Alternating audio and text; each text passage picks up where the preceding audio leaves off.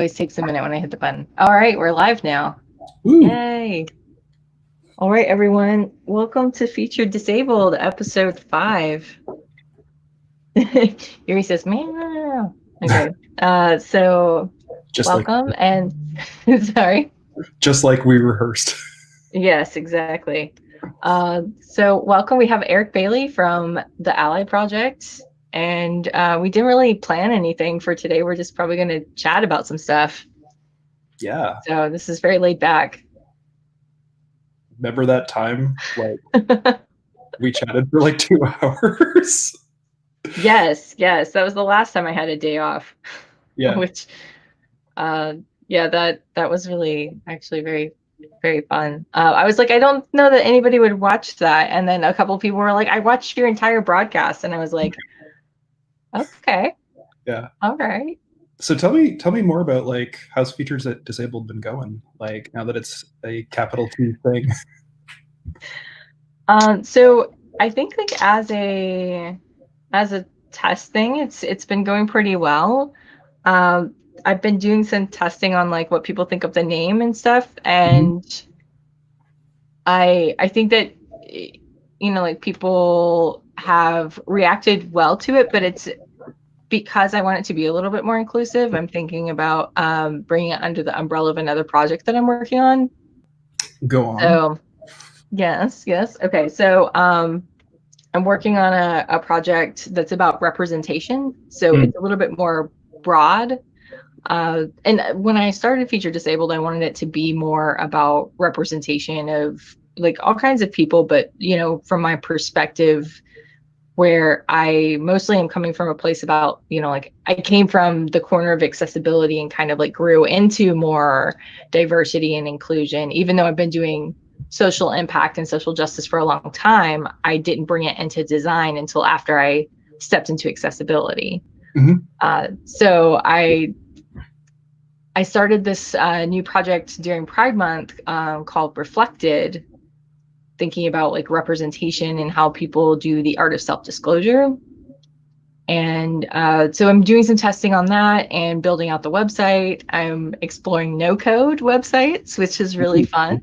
Yeah. How's Yeah. that going actually? Because like I total tangent city, but like one of my big concerns with the whole no code movement is precisely the power dynamics of building inaccessible no code experiences, which just like steps you one further level of abstraction out of being able to participate. That's a good point. So as far as building, so far it seems rather accessible, the building part of it. I haven't done a complete test on it yet. I'm just kind of like seeing if I can make the idea that I want to make so far.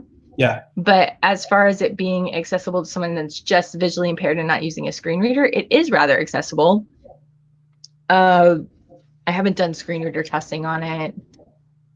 They have accessibility features for their videos, like captioning and stuff like that. So that's really good. Yeah. Well, most of the stuff that they have, it's very much kind of similar to me, to what Airtable did for Sheets. They're doing for SQL servers.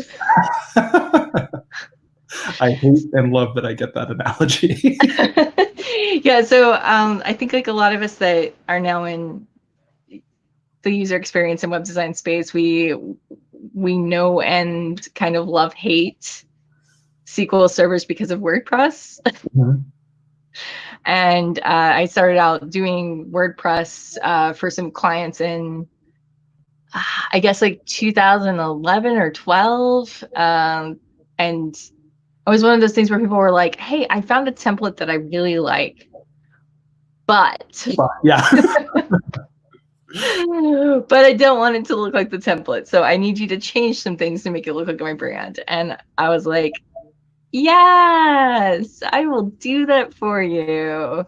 So yeah, I have a long and sordid history with SQL tables, and I tried learning to do some PHP for a while and cobbled together some improvements on some plugins. And now today I look back at that and I go, wow, I was really kind of a pushover then.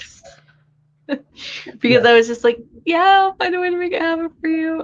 Finally, at some point, I found a partner company that did those kinds of improvements and would get quotes from them. And once I got too busy to do those sorts of things, Mhm. and that was a great time in my life, honestly. Yeah.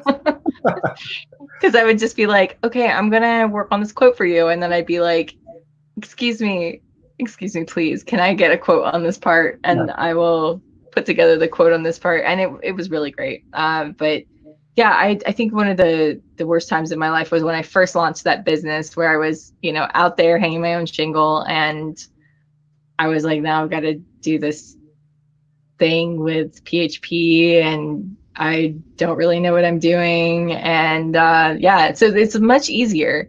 And if you understand how spreadsheets work, you can do these more like complicated functions in like a no code sort of website. I'm using Webflow right now because it seems to be one of the more popular builders. And I have downloaded a couple of people's websites that you can clone them, and then you can kind of like mess around with them. So I can kind of like get into the back end of it and look at what they've done. So I think that's one of the nice things about open source, is that you can play around with other people's work and you can see what they've done that you like, and then think about applying that to your own project.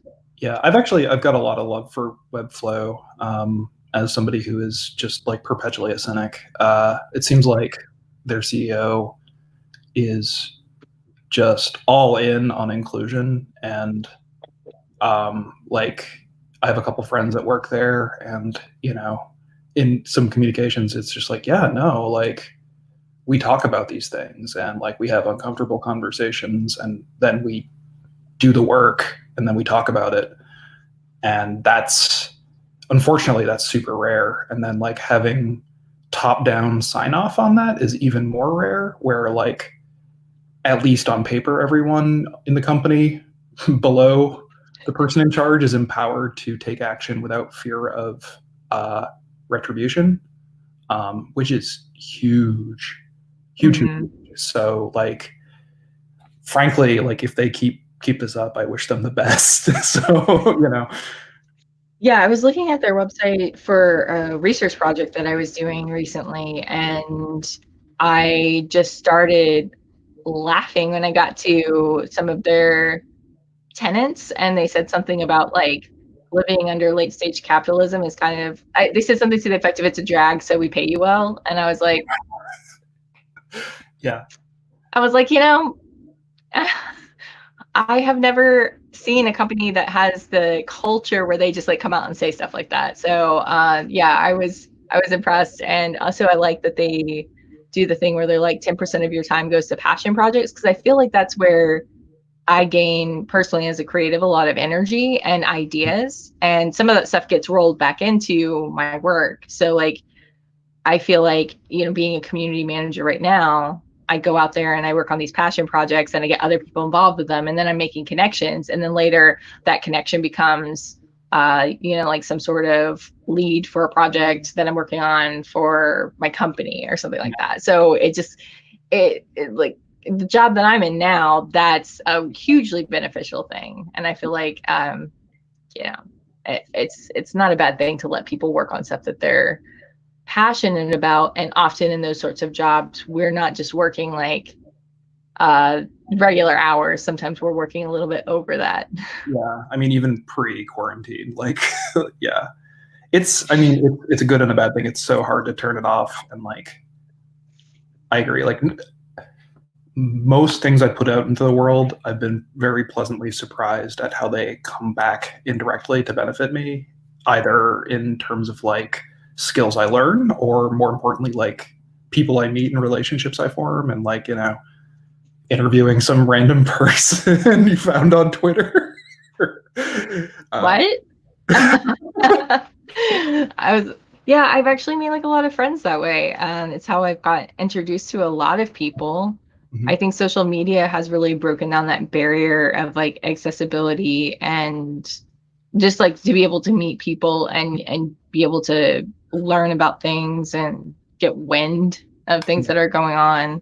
Uh, and then going back to like the no code thing, I think, you know, if you think about the term accessibility as not just being like physical or digital ways for people to use it, I think that you can expand that to, you know, if you want to start a company or a project and you're somebody that is not skilled as a full stack dev or a designer or both, it's sometimes very hard to start making your product or selling your product. And if you're thinking about like maybe not like a full stack web app or something like that, but you want to have something that has some sort of power behind it rather than just like an e-commerce store or something like that. Yeah, I have the perfect segue. But before we do that, no, I mean, like my sister is trying to make a web app, and I just keep telling her over and over again, like, start with an Airtable, because she's smart, she's accomplished, and she's, you know, honestly, she's technologically literate, you know, but she's not a coder. And, you know, like, here comes the segue. Making this stuff accessible is, you know, exactly like you said, like it's technology, the ability to utilize technology represents power. And so like you're able to lower the barrier, you know, a little bit more by taking these abstractions and then turning them into something that like a non-coder person can grok. Because like,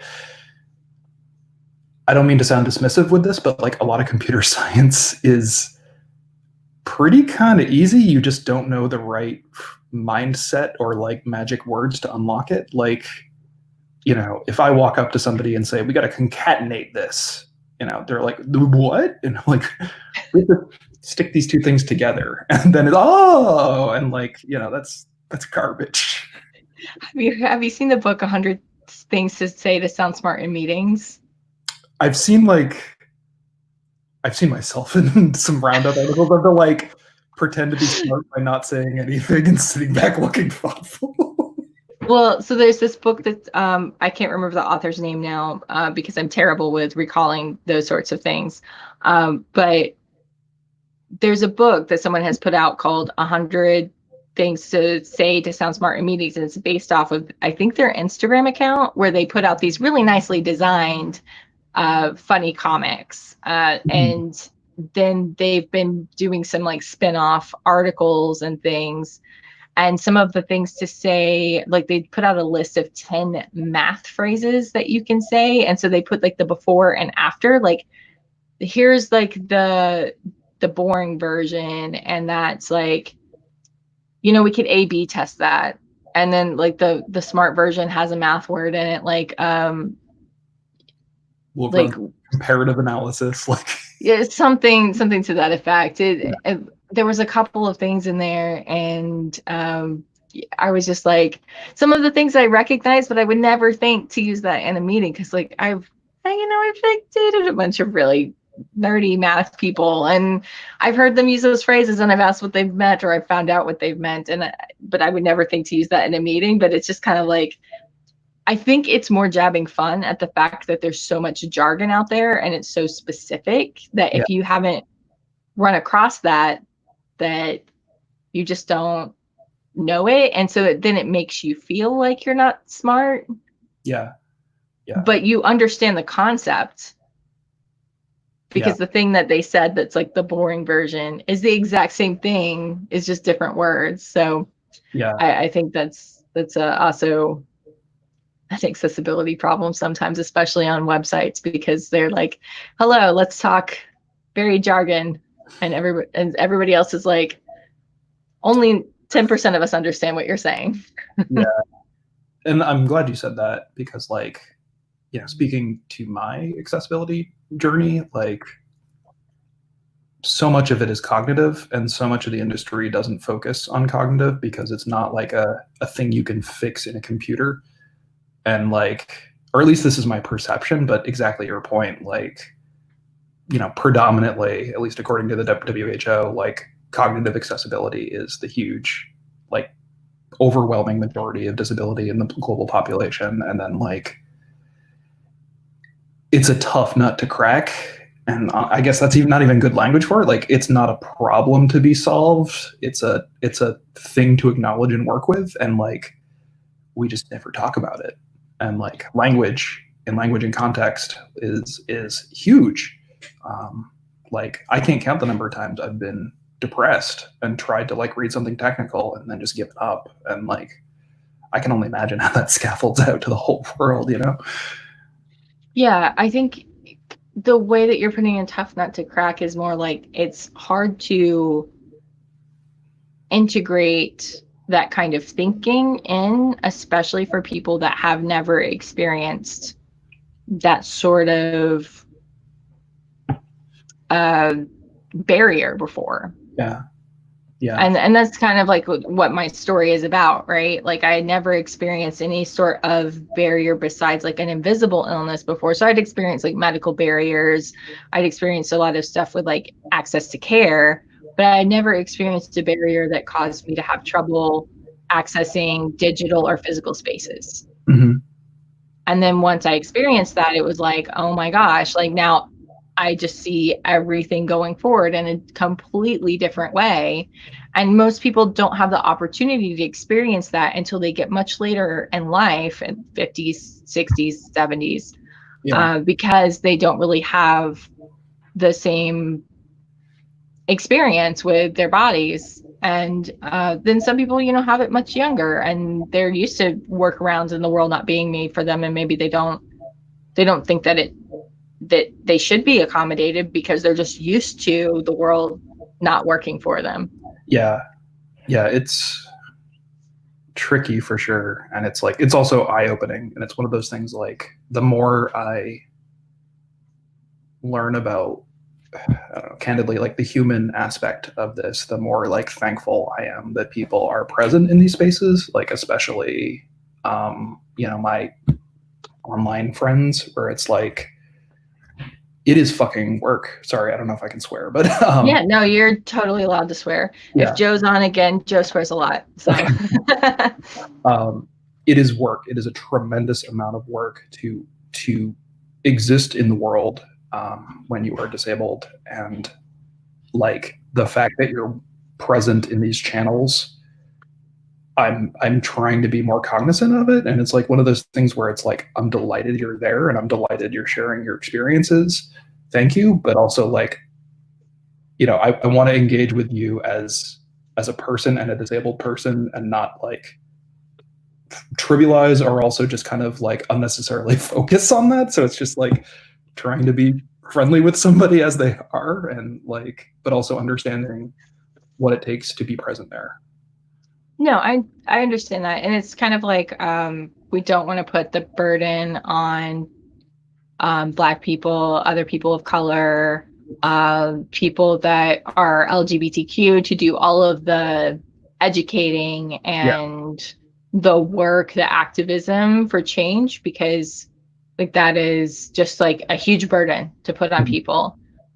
I do think that a lot of times we have, like, the best of intentions. Like, a lot of times, like, even able people, there was a situation where I was asked to consult on something recently, and they came to me and they had, like, a user story built on some assumptions. Yeah. And they hadn't considered, like, UX writers or developers. And they were like, well, if someone is, like, this visually impaired that they need to use a screen reader, then they're not going to be using this tool. And I was like, but and so, like, we had to kind of go into, like, why that assumption was, one, kind of wrong, and two, why there are so many other people that might be using a screen reader but not playing with, like, any of the visual assets. And so it was just like, people sometimes have the best of intentions, but they do need somebody that's there to check them. So that's why we need to let people be hand raisers, because there are people like me that are like, you know what, art of self-disclosure. I'm cool with talking about it all the time. You know, I'm going to make this my life's work to make the world. I'm out here to change the world, and this is my life's work now. Yeah. I mean, I think that's a really good way to put it, and thank you. But like, yeah, I know that whole like Zach Morris like timeout moment where you're just like, we need to talk about this whole thing.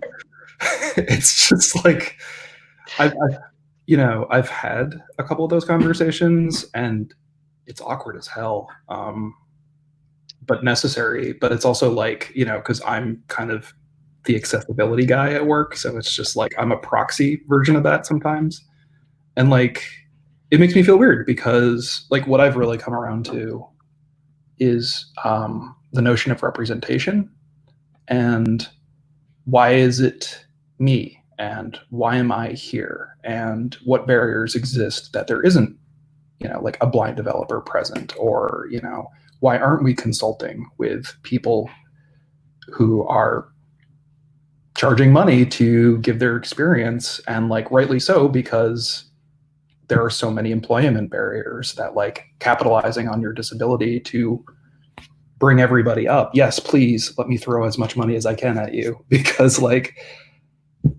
I can read a lot and I can follow people that are talking about it a lot, but it's not my lived experience, and it's one step removed from what it needs to be. Yeah, I think we're starting to turn that corner where there are people out there that our lived experience are becoming assets. And that's one thing that I'm on a couple committees right now where we're talking about diversity, equity, inclusion, and talking about like the way that the world is sort of built right now, especially in tech and design, is that we have not really thought about the fact that we center it around what we consider normative. And so the people that are writing the leadership books are very normative. It's like, the white cis het abled guy type. And so, like you have this person that's from a place of privilege that's writing about how to be a leader. And instead of examining why the system favors that type of person, we're saying, well, here, write a leadership book, teach other people to be like you. And it doesn't really work to increase diversity. It just tells people that aren't fitting into those categories that they don't belong. Bingo. And like I'd even say like the system is working as designed, and like that's where you see these chilling effects of like minoritized employees being compelled to do DEI work despite maybe not wanting to, which is like that is an output in a system. Which is why I think we need hand raisers. We need people that are either in the position where they either like are maybe in design, like I am, and their specialty is in doing diversity, inclusion, accessibility sort of areas, or they're in HR and that's their specialty. I think that being like, hey, you're in sales and you're in a wheelchair is like kind of a crappy way to deputize people, unless they're like, I'm interested in that and they have hand raised. Like, it's just a really crappy thing to do to people, to be like, hey, your lived experience is now your second job. Yeah. I'd even say harmful and like tokenizing, like definitely. Yeah. Not to put words in your mouth, but no, I sometimes get a little casual and I'm like, it's crappy. I totally agree. Those are the right words to use if we want to be technical rather than casual. Sorry? If we want to be accessible. Yeah, exactly. I've been thinking a lot about this lately, because I have a friend that we used to live together, and so I have a great deal of insight into their personal life. And then we've kept in touch as they moved to Chicago and I've moved here. And one of the things that they just keep having to bring up to people is, just because I'm Black and disabled and like all of these things does not mean that I'm an activist. Yeah. Like, I've written about my experience with these things sometimes because I'm a writer and that's how I process things, but doesn't mean I'm an activist. And so many people are like, well, when are you going to write an activism book? When are you going to do this and that and the other? And so I just totally get that, because I'm like, I am that person, but they aren't. Yeah. Yeah. So it's got to be consensual and voluntary. Yeah. There's a really good post. I'm blanking on the name because I'm terrible with names, but it's like, you can't fix Black Lives Matter with a design sprint. And Oh. yeah, and it's exactly that, which is just like, the thinking is just right idea, wrong execution, which is just cool. Like, you want to invest in anti-racism work and you want to invest in deep systems thinking, not this way, like not like this. And there's also definitely, candidly, an element, myself included, of why now? Why haven't we before? And I think it's frankly because it's starting to affect white people who are stuck at home with nothing to do. Yeah, so I feel mixed on that, because on the one hand, I don't feel like I'm allowed to have an opinion on white allies to an extent. Yeah. Because like there's a lot of my friends that are like, yes, I'm angry that people are just now starting to get the message. We've been doing this work since like 2011, 2013. Mm-hmm. So yes, there's some anger and stuff, but then like a lot of people are like, if they're true allies, and advocates for us, I don't really care. Yeah. Yeah. Oh, there we go. I don't know what happened there. But anyways, they're like, I don't like super care if they're like going to show up. Yeah. And I'm like, yeah, that's also fair. But at the same time, I guess like part of mine is that I've been at so many companies where I've been like pushing and like really been like, okay, these are some small things that we could start with to implement to make things better. Just like putting at the end of a job description, like if you meet 60% of the qualifications or more and you're a woman and you're LGBTQ or Black or an Indigenous person or like disabled, a couple of like these underrepresented groups, then please feel free to apply Yeah. anyways. Yeah. Because studies show that men, especially white men, if they don't meet like 50% of the qualifications, they'll apply for a job anyways. But because sorry, I was just gonna say the same exact thing, which is because they figure they'll learn on the job, or that they will get help from their mentor or their boss, or they'll figure it out. that they've done studies and they've asked questions why people will do that, and the men are like, I'll figure it out, it'll be fine. Yeah. Or that they figure that the company has a laundry list and that they don't really need all of those things. Yeah. It's also like, I mean, that's another system where it's like, who's doing the labor to train you up on something you're not qualified to apply for? Yes. That's happened to me at a couple of jobs. But yeah, I have seen that like people are like, well, if I feel like I'm under such scrutiny because of the identities that I carry that are underrepresented. I have to be the best example of everything that I represent. Yeah. That I'm not going to apply for something, especially with a bigger tech company or something, unless I know that I can fit the bill. What's the quote? Backwards and in heels. Yes, exactly. I don't really wear heels, but a lot of people do. So I feel like that's really true, and I feel like there's so many small things that people could do to just signal that they're they're interested, or a safe space, or at least psychologically safe in some way, for people to apply or to exist there. Yeah. Yeah. So people got really upset on Twitter the other day because someone posted a screenshot, and I'm not entirely sure that the screenshot's real because I haven't been through Twitter's optional flow. So after the federal flow, which only gives you the option to say, male, female, decline to answer, the veteran flow, and then the disability flow. Mm-hmm. There's sometimes an optional flow after that's either state or just optional for the company information. And they put a screenshot of this optional flow, and it's one of the last steps in the Twitter application.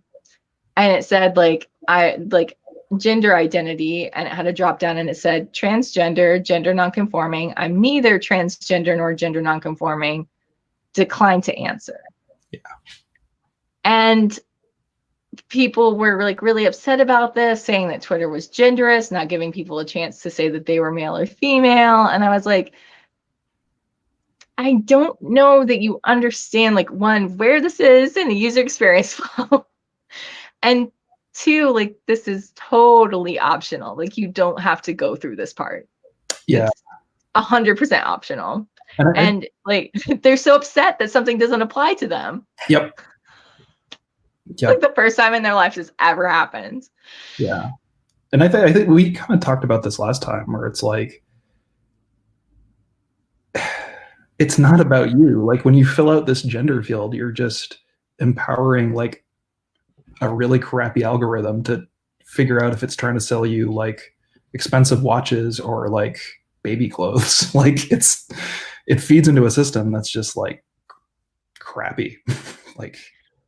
Yeah, I think in Twitter's application example, they're just trying to figure out if they are seeing enough % of candidates and hiring enough % of candidates to represent the population. Yeah. And I don't think that there's a thing wrong with that, but some people seem to think that there are a microscopic amount of transgender people in the United States. Yeah. Alert the council. I mean, I would say yes, there are, a small percentage of the entire US population that are out as transgender. Yeah. But a lot of those people happen to be in tech. Yep. So, yeah, I forget if we talked about this, but I was talking about this with another friend who's transgender, and they made a really good point, which is technology. Oh man, you ready for this? I can tie it back. Yes. No code. Code is power. Technology is power. The reason it seems like there's a disproportionate amount of transgender people in tech is because potentially there is, because it offers you the leverage and the financial means to be able to do this. Whereas a lot of jobs historically have not given you that kind of leverage as an employee.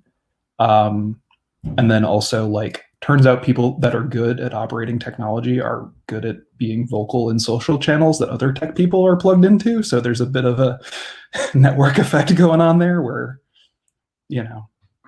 Yeah, there's a couple of things at play.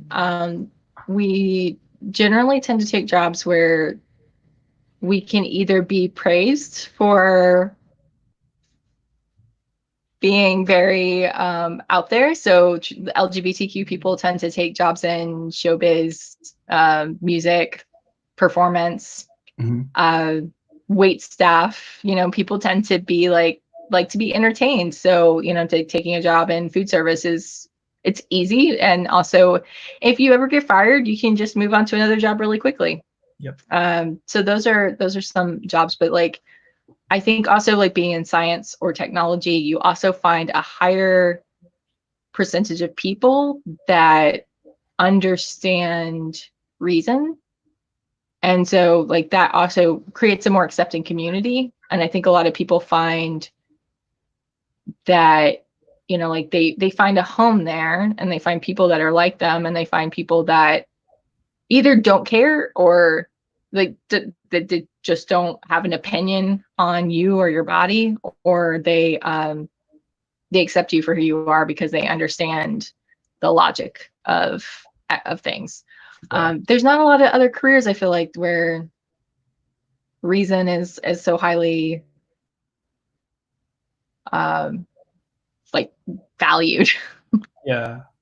And I mean, there's a little bit of an asterisk, as I understand it, there too, where like academia and science still have a huge like heterosexual, like paternal, chauvinism problem going on, especially academia, as I understand it. Like there's just some very entrenched cultural problems. Architecture as well. Oop, the yellow flash is back. Are you okay?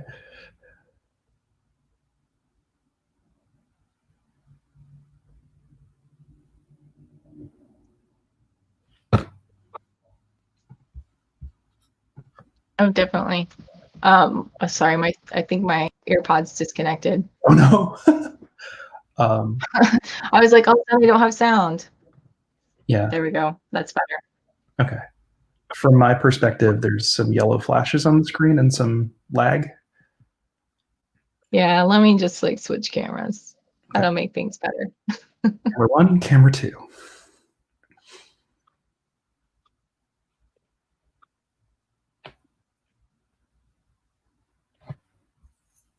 There we go. This should work. Wonderful. Hello.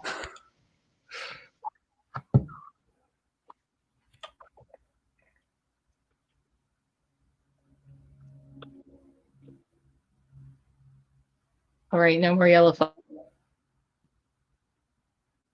flashes. Yeah, there's still a lot of lag. I don't know if you're experiencing it on your end.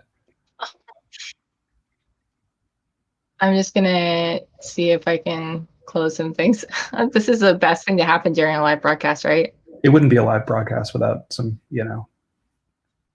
technical hiccups. Do you want to try cameras off just to prioritize audio? No, I'm just gonna force quit some things, and then we should be fine. Cool. It sounds like things are getting better. I see my camera moving again. Yeah. Yeah, it's cool how like. But in any case, Oh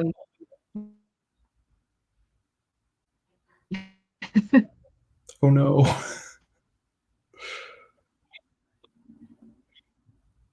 You are now completely frozen. I can still hear you though. Okay. This will be interesting. You want me to monologue for a second? Sure, go for it. Okay.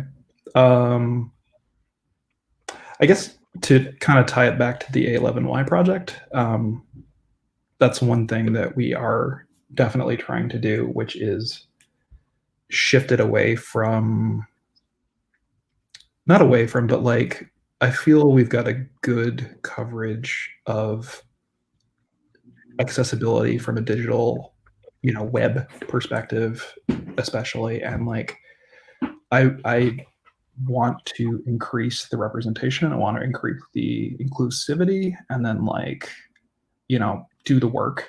And it's just sort of like, I think a lot of people's journeys with accessibility, kind of you start out as like, well, it's a problem to fix, and then, at least if you're anything like me, you start to become aware of the larger thing at play, and then like you feel a little bit of embarrassment that you just kind of blundered your way in and was like rolled up your sleeves and like gonna go fix some alt tags or alt attributes. Sorry, wow. And then you're like, wait, no, oh my gosh, like I'm kind of entering into this space and like throwing my weight around, and people have been doing this, and like it's a lot more deep and personal, and like, oh my God, I'm mortified that I've been just kind of charging through it. And then you kind of have to sit with that, and then you got to like figure out where you want to go and how you want to represent yourself, and how you want to kind of represent others. Like, and to me, kind of to tie this back a little bit, I think the lesson I've learned is like, if you want to claim to be an ally and you want to do meaningful work, that means opening yourself up to risk when you confront structures that you're trying to dismantle or rework. Otherwise, there's a very real chance that it's performative, in that you need to be willing to endanger the privileges and protections that you have because of your circumstances in order to really effectively create change. So that's what's been on my mind for a while. And maybe your audio's back at this point, so I can kind of shut up a little bit. That's really good. I feel like there is a place though for that kind of entry level accessibility changes, because I was looking at a report lately just for, I think it separated it out, and what I was in particular looking at was e-commerce, and they did a survey of all the I think it was like the A level accessibility concerns, like WCAG A level accessibility concerns, and the rate of passable websites that they crawled in like 2 years ago versus 4 years ago has gone down. Yep.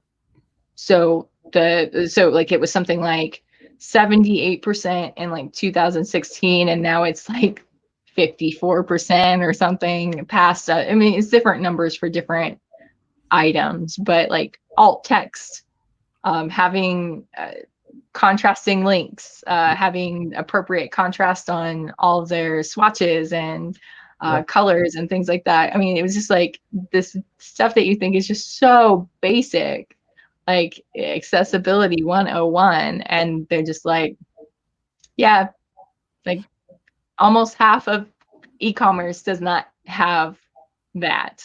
Yep. And it'd just be so easy to build in. And you think like a lot of people probably use, if they're a mom and pop shop, they use a builder like Shopify or WooCommerce or something like that. And it's just like, well, it would be so easy for the smaller places that maybe don't have that access to custom code to use one of those products. And so like, why doesn't one of those products step in and make their products accessible?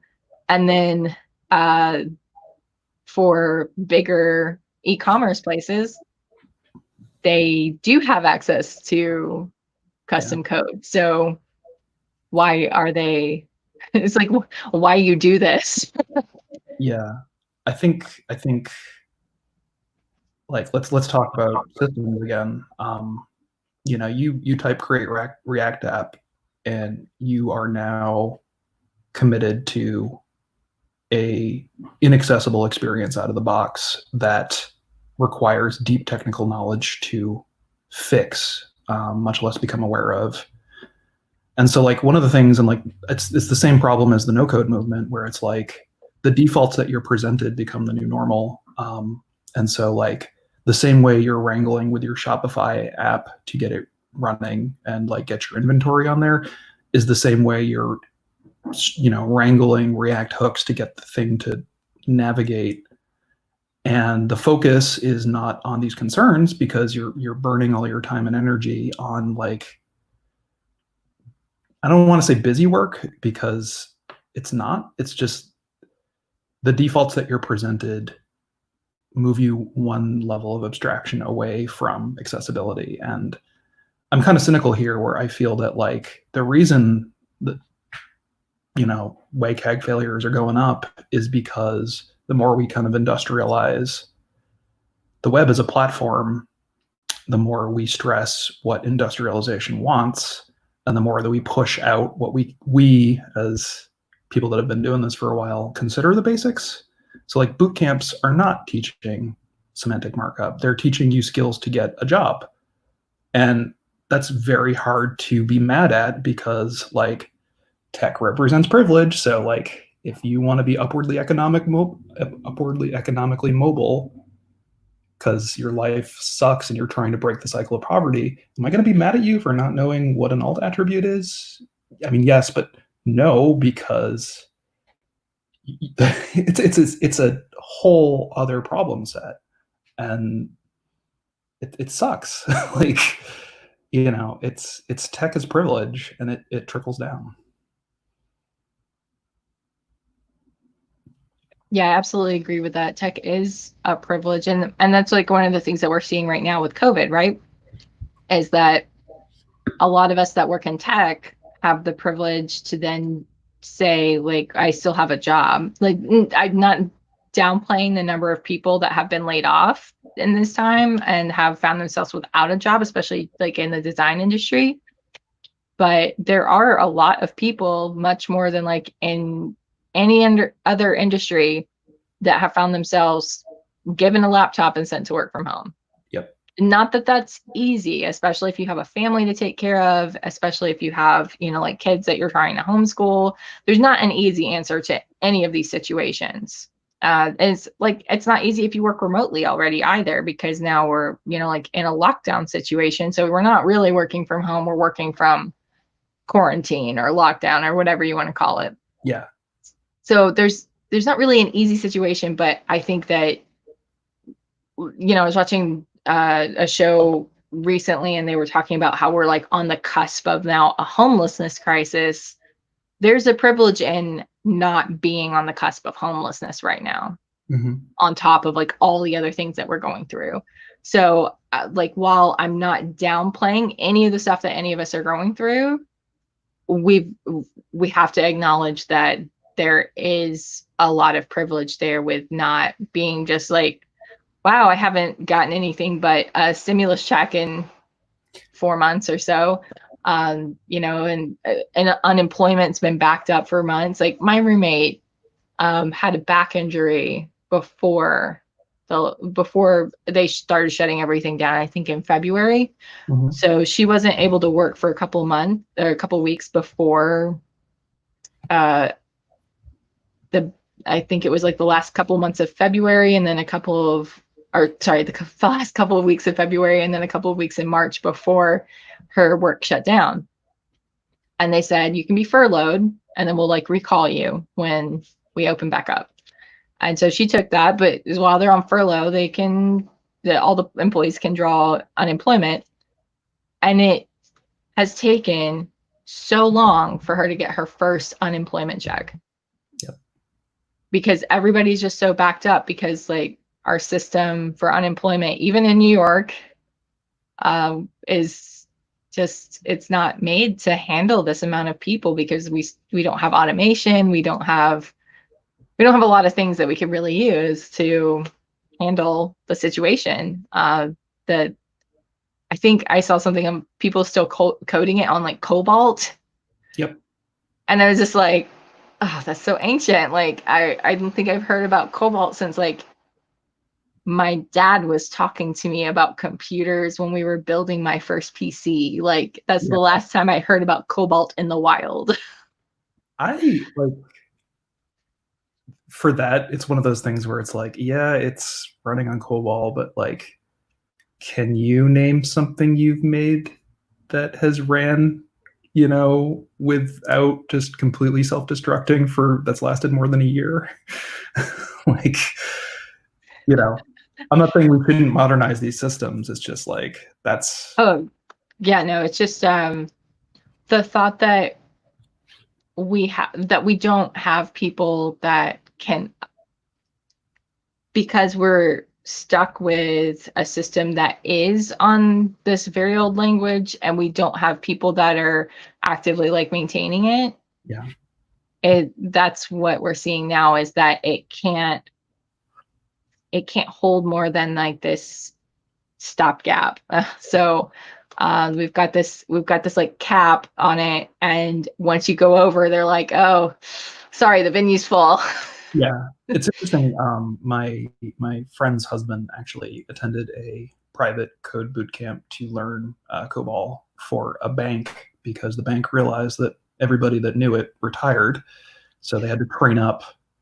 And like, that's the problem over and over and over again, where it's like human capital, so to speak, is cheap versus ripping out a system that is kind of working, but not really, but it is. And like, it's cheaper to train a person than it is to get some people to fix it so more people can work on it. But I think my favorite story that he's told is he was trying to bug fix something that he just was having a problem with, and it involved like getting on a phone and calling somebody in their like mid 80s who like retired to Australia or something, and it was just like, yeah, I'm running into this, and the guy was like, you know, sat and thought for a second, and it was like, have you thought about baba baba? And it's like, to be 80 and still have that great recall of what you did. Like, wow. I aspire to be that sort of encyclopedic knowledge on accessibility and design. Yeah, like I can Oh, barely. but Milton Glasser was that person too, though. Yeah, rest in peace. Right?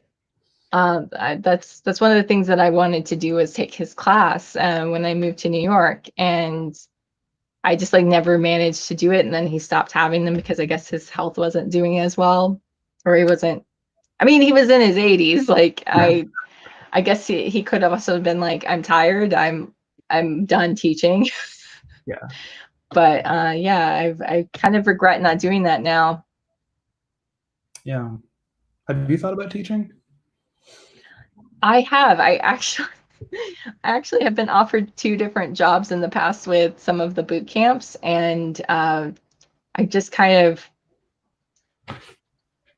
um, I didn't really love the way that they're run Yeah, because of the unflexibility that they have. They're real like I saw an opportunity to maybe like start teaching accessibility or to start talking to people about creating more like inclusive design or offer like a different track or something.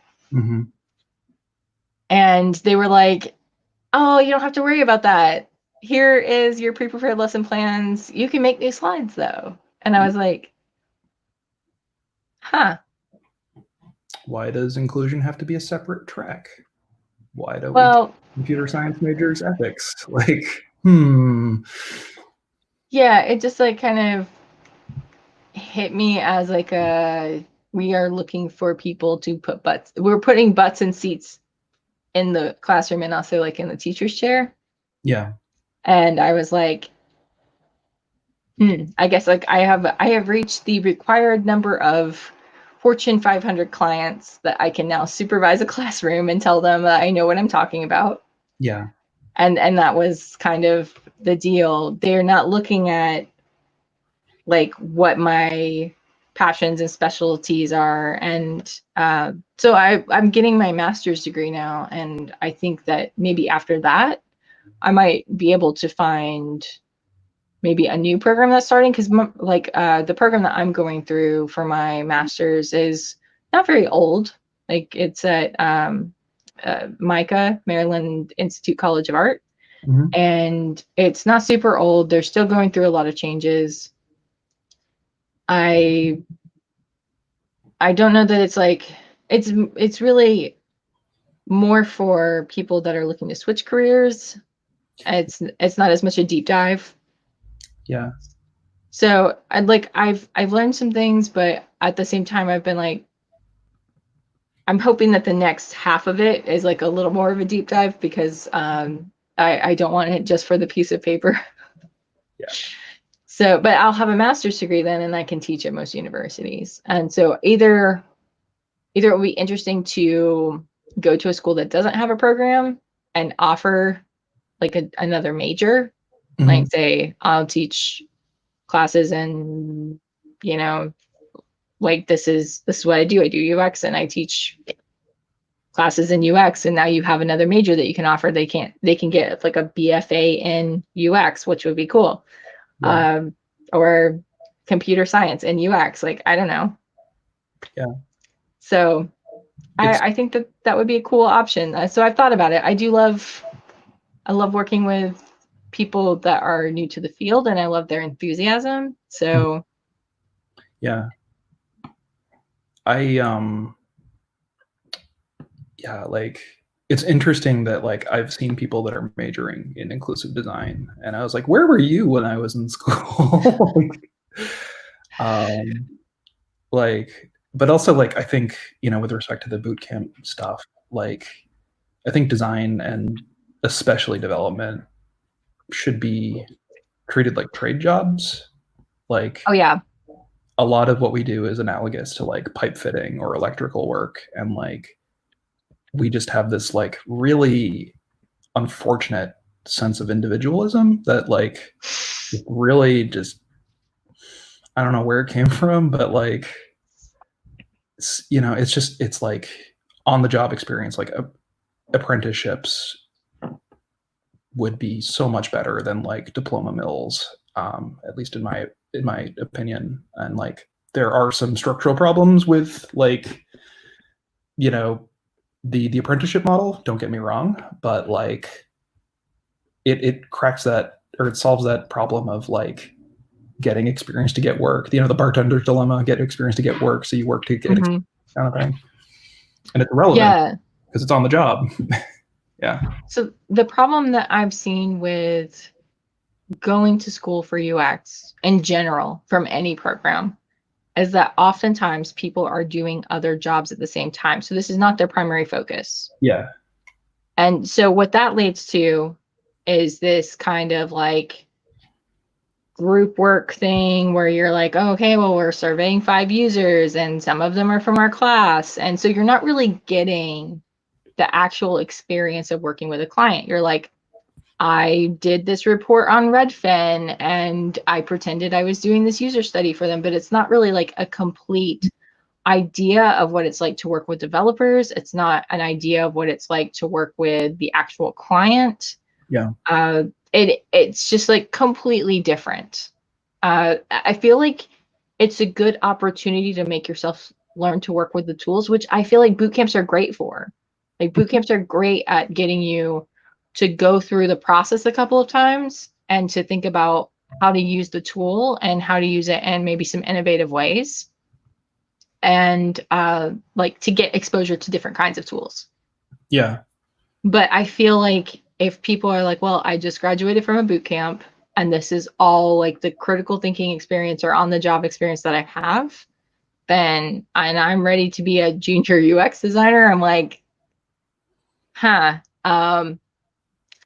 I don't know that that's true, because it's just like if people have other experiences that they're bringing to the table. I talked to somebody recently that I wasn't really sure what to expect going into this conversation, but they had experience in another kind of almost analogous uh, scientific sort of area, and they were talking about like I was saying like, oh, it's really good that if you have experience in something already, to like roll that into your job search for your first UX job. So like you're already a subject matter expert in this area if you have 3 years of experience doing this thing. Mm-hmm. And you can walk in and be like, I already understand the problem space and I already have a head start on all this stuff. I already know how to do research. I already know how to answer research questions. Boom. Like you're already basically a UX person. It doesn't actually matter that you don't have super great visual design chops. It doesn't, like, this stuff doesn't matter. Yeah. If you can get your first UX job, work on the visual design, build a portfolio, like don't worry about doing like 5 things right now. Yeah. And it was a super great conversation, and they obviously are super passionate and they have a really critical thought process. And I think that's part of like what you learn working is you learn to work with the clients and you learn that critical thought process. Yeah. I think we also like design and development tend to trivialize other professions' experiences. And like that's one thing I've been very cognizant of when I try to like, you know, when I'm a consultant, so we get parachuted into other companies all the time. And it's like, these are smart people. These are intelligent, articulate, capable people that are facing complicated problems. And like thinking that you can like draw a box and make it red like is going to save them uh is just so arrogant. And like, you know, especially like what you were saying in terms of like skill transference, like I guarantee you somebody that's worked fast food for 6 months has more conflict resolution skills than, you know, a fresh, like a designer with a BFA. Like it's, and like, I'm just remembering some of the people I got BFAs with. yeah. But like, yeah, there's so much of design that's like, I can hold on, callback time. Like if when I went to school to become a designer and you told me like, I hope you're good at spreadsheets, like I would have been like, oh no. Yeah, I mean, like so much of like data visualization is being able to look at a spreadsheet and then like extrapolate forward to what you could do with that. Because you can't just be like, well, I guess I'll start drawing pie charts and see what happens. Yeah. Like that's not how data works. So Yeah. you do have to kind of become good at analysis. You have to study some statistics. You have to know some business stuff. You have like UX is such a varied field because we kind of pick and choose a little bit from all these different places that I feel like some people that come, especially people that come from visual design. Yeah. I've seen this a lot where they're like, I am the illustration god. And they feel like, like they're coming into UX. And I'm like, honestly, though, like this person from data science is like really good at UX. Like it doesn't matter that they can't draw. Like, yeah, really doesn't. Because we have somebody that came from graphic design that is now our UI designer. Like we can have like a bunch of people working together and be inside of their lanes and make great products, and it doesn't mean like one person is better than the other. And yeah. I think like the developer designer dichotomy used to be like super like that. Like developers used to think that designers were just people that put gold gilding on frames, and designers used to think that developers just took their designs and ruined them. And I was always like, I used to do front end web design, so I'm like, I used to like straddle these fields, and I'm like, what is happening? Like, these are both really difficult things to do. The thing, and like my current place of employment's really good at like designers work with developers, like no questions asked, which I really appreciate and I've learned a ton. But like the thing that just happens over and over and over again is like you'll just be sitting in some client interaction or something, and like I'm like, I know how to fix this. I know how to fix this. I know what this is. Like just let me do it. And they just assume you're there to like you said, like gild the lily. And it's funny when you kind of interject and you're like, blah, blah, blah, blah, speaking your jargon. And then they're just like, whoa. And like they completely reevaluate you. And like, I'm a man, so I can only imagine. Yeah, I think there's been a couple of times where I've been sitting in like a sprint for a development team that I've been on, and they were like building some sort of portal for basically like documents and notices and stuff like that. And they were like, well, how will we do this though to send like a notice to everyone all at one time? Because we would have to build some sort of thing that shoots it into every single database, because the databases are hard walled from each other so that they can't get any possible data transference. So we'd have to build something that would send it like hundreds and hundreds of times just for our like alpha launch. And I was like, well, I understand what you're saying by they only have access to their data, but what if you gave them access to two accounts? One is the like whole everybody gets access to this account, and one is their account, because it'd just be like two workspaces. Everybody gets access to workspace A, and they get access to workspace my workspace. Yeah. Like maybe that's an option, so then you don't have to send it hundreds to thousands of times. And they were like, oh my god. And I was like, yeah, I can problem solve some. And I think that's really what makes people good at UX, is just being able to problem solve, because the roles are so undefined. Like you read a role and you're like, I mean, would you like me to be able to also like make you a sandwich? Like you want me to do everything? Yeah. And then yeah. Other duties, yes. That's the favorite one. Yeah, that's what we can fire you over if we don't like it. Yes.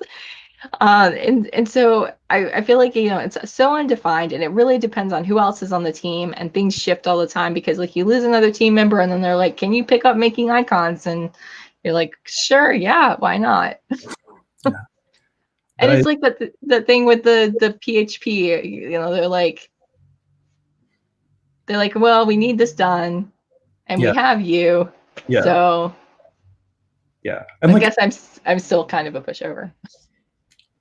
I mean, yeah, it's the lines are blurry, but like, it's also like I'm not a good developer by any stretch, but like I like the things that I like, so I specialize in them. And so like usually if I'm trying to win the hearts and minds, it's like, you don't like doing these things. I love doing these things. I'll do these things so you can focus on the things you want to do. And like that's usually a pretty effective strategy. It's kind of slimy, but whatever.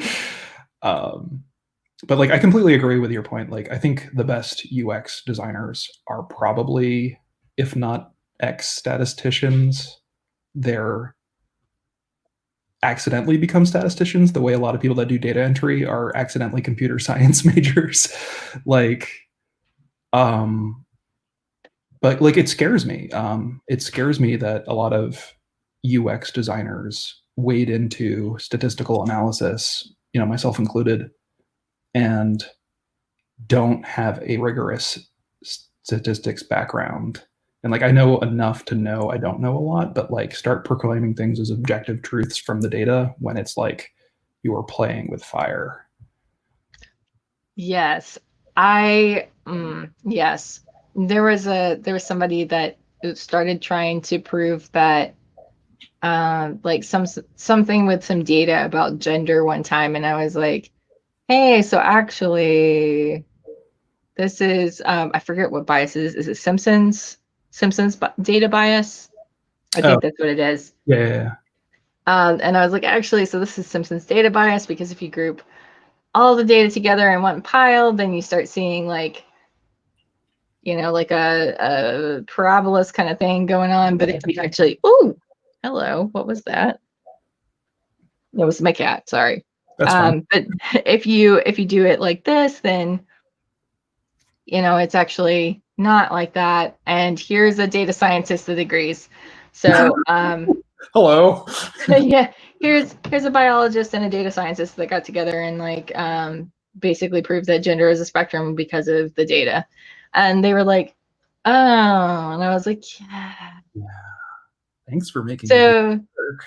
I really love so yeah, I do agree with you, because like there is some danger. I think also like the fact that people think that user experience designers are very transferable between different nation, like uh, how do I say this? domain. Localized and globalized Yeah. areas, and then also domains. Yeah, because I feel like once I transfer to another area, it takes me a good like 3 to 6 months just to get the lay of the land and to start like understanding all the products to their Yep. full extent. Yep. And I feel like that's normal. That's totally normal to like really get a grasp around like everything that you're dealing with, and also like the people and the job duties and the partnerships and the customers and everything. Yeah. But to think that like the things that challenge somebody that's in financial tech are the same things that challenge somebody that's in life insurance or real estate Yeah. or medical tech or something, or like to think that this like transferable, like startups is my favorite, that they're just like, we want someone that's worked at a startup or a SaaS company, and I'm like, Oh, you want somebody sad? you want someone burnt out, yes, but it's just like all startups are not the same. You're just like asking for somebody that can pretend to know what they're talking about, basically. Yeah. My big beef for startups is never has survivor bias been more exemplified. Who? Yes. Yeah. Like, and then like it's like, I mean, it's one of my like top 5 favorite things ever forever is cargo culting, which I know has been co-opted by Silicon Valley, but like in the real deal academic sense of it, like anytime you go to a startup and you see a ping pong table and you're like, oh yeah, you think this is going to bring cargo from the heavens. Like, just like, this is a little too for real for me right now. I need to go. Oh, yeah. I was on a panel recently where I talked about the ping pong table being like basically a sign of patriarchal systems, Mm-hmm. because it's like basically saying that you want your startup to be a frat. Yeah, but you're also like you're trying to model success as a way to invoke success, and that's like, not only are you shooting yourself in the foot, but you're reloading the gun and doing it again. Like, yeah. Yeah. I cargo cult ping pong table. I love that. Um, yeah, I think that a lot of places they don't really understand that their like list of culture things are at odds with the things that they're actually practicing. Yeah.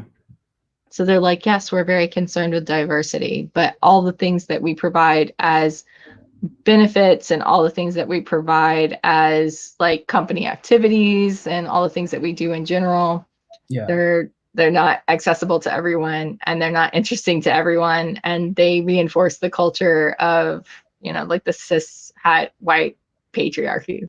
Yeah. I'm glad you went there actually. Like, one thing we're talking about at work is how much, like, I feel very fortunate that like our management has acknowledged anti-racism and like Mm-hmm. has publicly committed to working at it, and I hope it continues. And part of our internal discussions have been kind of like how much of this historically has been like checkbox DEI work. How much of this should we communicate externally, because like what's the responsibility we have to put this information out there? Like, it's the same problem as the contributor code of conduct, which is, if you can click a button in GitHub to get a COC, you probably haven't internalized it. You're just going through the motions of it. So like, is it harmful? Like, completely, putting aside the performative aspect, like, is it harmful to put this information out without having the ability to compel somebody to ingest it and like internalize it? I'm on the yes side, but it also stinks because there's also kind of the thing of like, you should be modeling this behavior if you have any kind of clout, and you should probably be like talking about what you're doing to help normalize it. And then what was the other part? I completely forget. It's just that the shit is tricky. Yeah, you were saying you're saying about codes of conduct, and I blank on Yeah, what was happening before that. that's cool. Me too. um, yeah, it's like, it's weird. It's super weird, and it's super uncomfortable, and like, you know, the fear of like, I want to change, please help me, and then I'm uncomfortable with this change, so I'm going to react with fear and retaliation, is like, yeah. um Yeah, I've noticed that a lot. Like people are very like, oh, I would really like to commit very publicly, very loudly to this like anti-discrimination, and in particular right now, anti-racism. When like bullying has been really big, they're like, ooh, anti-bullying. When it's Pride Month, people are like, we're committed to helping people that are trans and LGBTQ plus. And I'm like, cool. And then, you like have an issue that you're trying to get help with, and people are like, I really don't have time for this. yeah. Like, I have much bigger problems that are business related. And you're like, huh. And I've heard that probably like, I don't know, like at least once a year. for the past like 15 years. Yeah. That people are like, I have much bigger problems than to deal with this. And I'm like, We yeah, we don't have any disabled users. exactly. Yeah. Like nobody has ever asked for accessibility. Nobody has ever complained to me about being sexually harassed at work. That man touches other people, so it must be okay for him to touch you. Yeah. He hugs everyone and puts his hand on their leg. And I'm like, cool. So if I say that it's not okay, it's okay because he also non-consensually touches other people. Yeah, it's a recurring theme where people are like, I'm really committed to this thing very publicly, but I don't really have an hour or two to hash this out with you. Yeah. Yeah. I also like I worry and wonder or think about in like moving through these spaces and like discussing them, like I'm sure I'm creating harm. It's just like one of those, just like I feel like a drunk bear just like trying to climb the stairs and just like but it's, it has, jokes aside, like it has real life consequences, and it may be hurting people and I'll never know about it, and like that fucking sucks. Well, okay, so I've had this conversation about allyship come up a couple of times this week, and I've talked with a bunch of people about it, and there was somebody that came into a space that I'm part of and said, I'm not part of this group, but, I just so identify with the LGBTQ struggle. And like somebody told me that that was harmful. And, like, I don't understand why, because like, I just feel so personally identified with it. And we were all like, okay, like, why why do you feel personally identified with this? Like, it's okay if you're like questioning or whatever. But like, you don't have to like personally identify with someone else's struggle. It's cool if you're like, I have family members, or like, it's just really important to me. Human rights are really important to me. But then I would expect that you would be involved in like a lot of other things too. Yeah. And it was just like a really weird conversation. And then some people kind of like called her out on it and said, like, you're just really centering yourself in the conversation because you're saying like, it's about my personal connection. Yeah. And it shouldn't be about that. It should be about doing what's right. Mm-hmm. If it's not like one of these other things, then like just do what's right. Yeah. Like human rights, right? And she was like, I'm trying to stay calm because, like, but I feel very better about this because I feel like you don't understand me. Well, And I finally just kind of said, like, look, this is the core of allyship. It's going to be uncomfortable sometimes because people are going to tell you that what you've done might be harmful. mm-hmm. And I'm not perfect at this every time. Like, even at like being with other trans people, like like it doesn't all come when you come out, you don't like get a laser beam or a Vulcan mind meld or osmosis books to put under your head at night to like absorb all this knowledge that will make you magically never harm anyone in your community. Like there's some words that I'm still trying to eliminate from my vocabulary. I've been working on like being anti-racist for 7 years, and I still sometimes run across a situation where I say something that I haven't said in maybe like 10 years or so, and I go, oh wow, I need to get that out of my vocabulary. Like that phrase needs to go, or that word needs to go, because it's just like not appropriate. And the thing about it is being accountable, and then like not letting your own feelings get in the way of repairing those relationships. Yeah. So the thing that I usually follow is like to stop, to get out of the way, because like oftentimes when people are complaining to me about white people, like I had a partner that would come home and talk about the Karens at work, and at the time, I thought I was a woman, so I sometimes would be like, whoa, like the Beckys and the Karens, I feel like maybe you're talking about me here because I'm wearing yoga pants right now. But I just like had to step outside myself and be like, you know what? this person is mad at these white people that are being white, and it's about whiteness. Mhm. It's not about me, who happens to be white. And you know, like, you just kind of have to like step outside of that and say, like, this is about the harm, it's not about me, and it's about all the harm that's come before this as well. Yeah. And to say, like, what can I do to repair this relationship? It's not about my feelings being hurt, because like, I caused harm. What can I do to repair this relationship? And even though I don't know that, like, even though I may not feel what I did was harmful, this person is telling me that I've caused harm, and there's all this history behind it that I don't know about. Yeah. Like, like, for a long time, I had no idea about Christopher Columbus, and I was just like celebrating Columbus Day. And then I found out, and I was like, wow, there's a lot of history behind this that makes me celebrating Christopher Columbus Day harmful. And I stopped doing it. So, you know, now it's Indigenous Peoples Day. And like, that accountability, and then like saying, like, I'm not going to like then go sit and be upset and delete my post or whatever. I'm going to be accountable for it. And, you know, I may get some more people that come along and say, like, wow, what a jerk. And I'm going to be like, yeah, I fucked up. Yeah. And I'm going to be accountable for it, and I'm going to do better next time. I think that that's like one of the best things that people that are allies can, that's the best thing that they can do, is to like get to that point.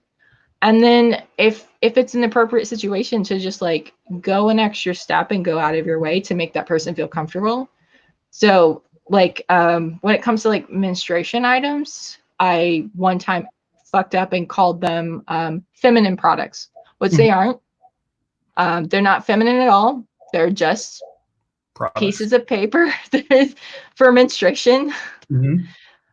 Sometimes they're cotton, but you know, like, so one of my friends asked me if I had a tampon. They are not a woman. And I was completely fucked up, and I said, oh, I don't have any tampons. I don't have any other feminine products. And I saw for a moment the flash across their face, and I went, oh God, I'm so sorry. Yeah. Like, I fucked up. And I'm also not a woman. And I don't know why I said that, but I haven't had a period in like, I don't know how many years. So, well, actually I do. It's been like 5. So it's just like, it wasn't something that I had even thought to say in so long, Yeah. that it was just something that was kind of like programmed, and that happens. And I Yeah. knew I'd fucked up, and I knew I hadn't practiced, and I hadn't trained it out of myself. And so the next time that they were over, I prepared I prepared the menstruation station, and I got some little bags that have Star Wars characters on them. Mhm. And so it has 4 characters. It has the characters from the newest Star Wars movies. So it's Kylo Ren, Stormtrooper, Rey, and Finn. And so I said, I put a little sign on it that says choose your gender. I think it's blue Jedi, green Jedi, Stormtrooper, Sith. Yeah. So You're- Sith is totally a gender. So like, I think that kind of like helped me really remember, like, the situation, of course, was like super, I felt mortified. I'm sure that person felt bad, but maybe they just moved on with their life. Like, sometimes when I have stuff like that happen to me, I just move on. Yeah. I don't really think about it again. But I want to make sure that they felt really welcome at my house, because they're really important to me. Mhm. And the act of like doing something to try to like make them feel more welcome really enforced it for me. Yeah. And then like, it's a great feature at our house now, because everybody loves it. And I put like some sanitary items in there, and then little pieces of chocolate. So you know, if anybody is caught out without some supplies, they can go to the menstruation station. I love that. I love that, how it turned into a thing. Kind of like, I guess, like, first, yeah, like, thank you for sharing all that with me. And Yeah, absolutely. I agree with a lot of it. And like, kind of like 3 things you brought up, like, the first 2 are kind of like the same. Like, I very much subscribe to the theory of other minds. And like also with that is like you live in a culture, you don't sit adjacent to it. So it's like, number one, like you're gonna fuck up because it's been trained into you by these societies. So like when you say like unlearn these behaviors, you know, and I know you know this, but it's like it's exactly what you have to do, which is you have to train yourself. And I know we kind of talked about this last time, which is like hopefully you're in a situation where if somebody is offended, that's a nice sign in that they care enough about you to be, you know, Yeah. to have an emotional response. And then the other part is like exactly like you said, with like that could be the worst thing to happen to them all week, or it could just be like, whatever, I don't care. And it's like you're never gonna know because you can never truly know somebody else's experiences, and you know you can only guess, and you get better the more you know them. But like, yeah, and then like I think what you said about that's another thing that like I've definitely come to very much agreeing with, which is who is being centered and who's doing the centering and why. Mm-hmm. And that's been like an amazing litmus test for intent for me personally. And like it doesn't give you superpowers, but it's close where it's like if you find somebody and you pay attention to what they're saying and how they're saying it, like it's almost you can just like sort of set your watch and count down to the inevitable like messy Twitter like ego explosion. Like Yeah, are you following VC Twitter right now? oh yeah, Gamergate 2.0. Yeah. Yeah. That it reminds me of so much when I got doxxed Oh, because I I'm was so sorry. supporting somebody in Gamergate, and I was just like, I'm watching this whole thing unfold, and I'm like, you Yeah. know, like somebody just is like, I have this very simple request, and people are like, "Rawr," and I'm just, yeah. I think it's like such a simple thing to say, like, uh, to center the people that have less power, and to like facilitate conversations of healing and things like that, and at least to facilitate um at least you know a situation that doesn't have abuse in it, and to make sure that that's not happening. Yeah. But I think that so many people, they don't really care about that, and they're very much just like unaware of the privilege that they carry. And I know that like a lot of people are like, but I've earned everything that I've had, and I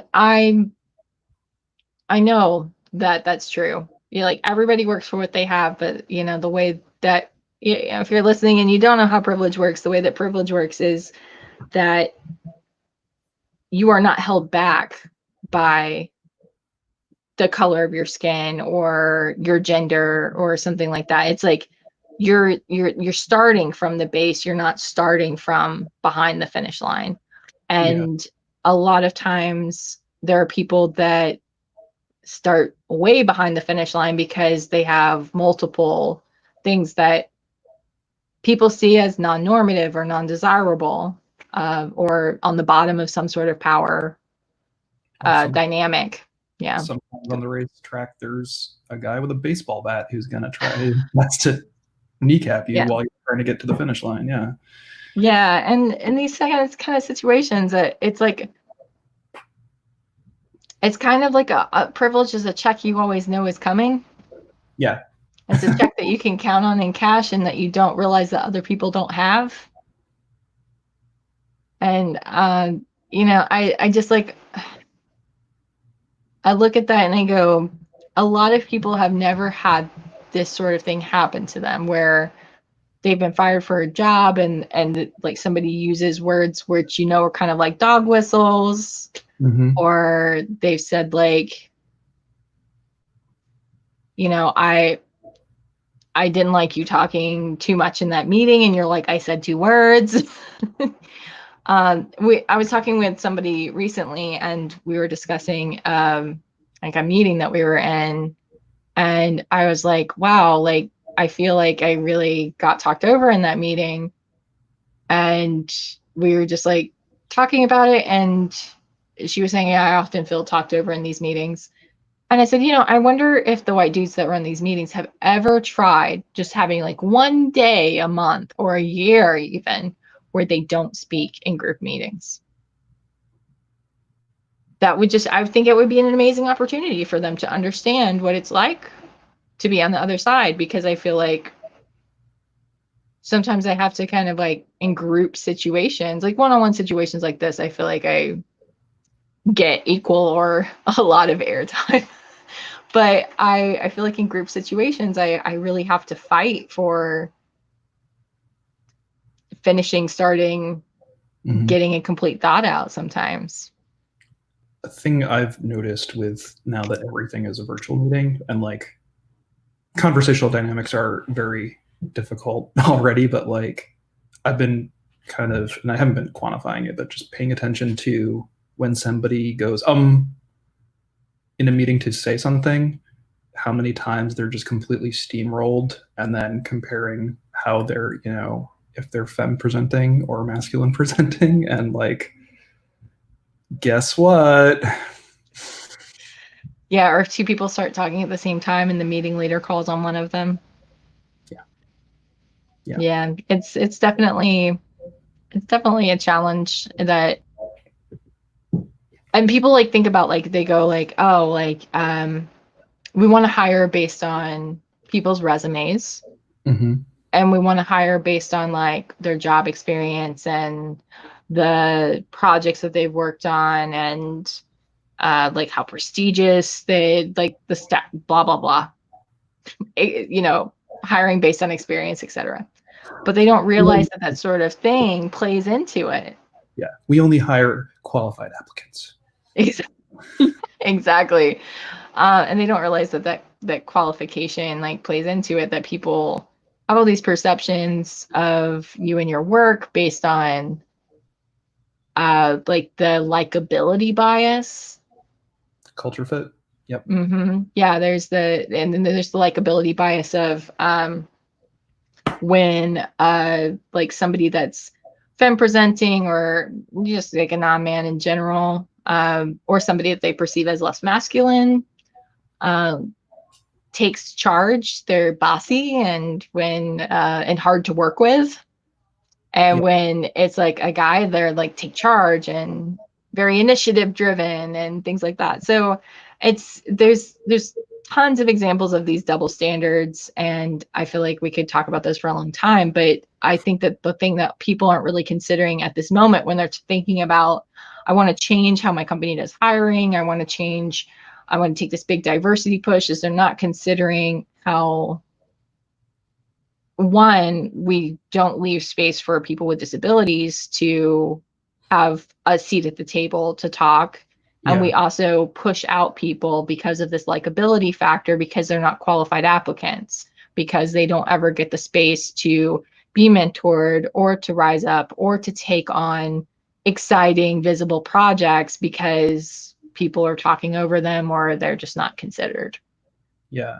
There's a kind of like back to Taylor Lorenz. Like I've been paying attention to, I used to work for actually two. Oh, cool. I used to work for two newspapers, not Taylor, who is freaking amazing on the record. And I've been paying attention to who's been sticking up for her in a journalistic context and who hasn't, given her employment, which I wish the Washington Post would poach her. That's all I have to say about that. And then also, like, a problem that the newsroom struggled with is this like false dichotomy of objectivity, where the institution is putting it on itself to the detriment of the people it's supposed to be reporting on. And like, I worked for the Boston Globe. It has a horrible representation problem. All of its upper management is old and white and male, and like the number of black reporters I could probably count on one hand. And where they cover, like, they only covered Dorchester, which is like historically a black community, if crime was happening, and like, guess where Dorchester gets this representation or this the reputation. It's like, where do you sit here? Like, are you reporting on the truth, or are you conflating this burden, air quotes, that you've put on yourself to maintain the truth, and like, where's that going? And like, can I, as a lowly designer, say anything? No, I'm just going to like freak out and burn out and quit a sad and broken man. Like, Yeah, it's kind of like the protests are, for the most part, like, except for the police brutality, very peaceful right now, and people yeah, just aren't interested in reporting on them anymore because it's not as exciting when people aren't burning cop cars, I guess. yep, yep, You know, just when queer people are getting, like, brutally tear gassed for no reason, that's not as exciting. But, arson, cool. yeah, yeah. I saw somebody made it's just like a shit post on Twitter, but it was like a clock like counting down to like 101 a.m. And then it was like, it just was this like montage of logos going from rainbow back to like their normal, and then like it was a bunch of people dancing like, we fixed like, we fixed being gay, good job everyone. And I was like, Oh, this is oh, too real. uh, uh, yeah. Yeah, I feel like there's gonna be a similar feel for the when the protests and stuff really start losing a lot of their airtime. There's gonna be a similar wind down for those sorts of initiatives. yeah, Like, oh great, we fixed diversity, everyone. yep, yep. I've been very disappointed about Twitter, actually, and not the company. I am very disappointed in Twitter, the company, but that's a whole other thing. But No ally team. yeah, let's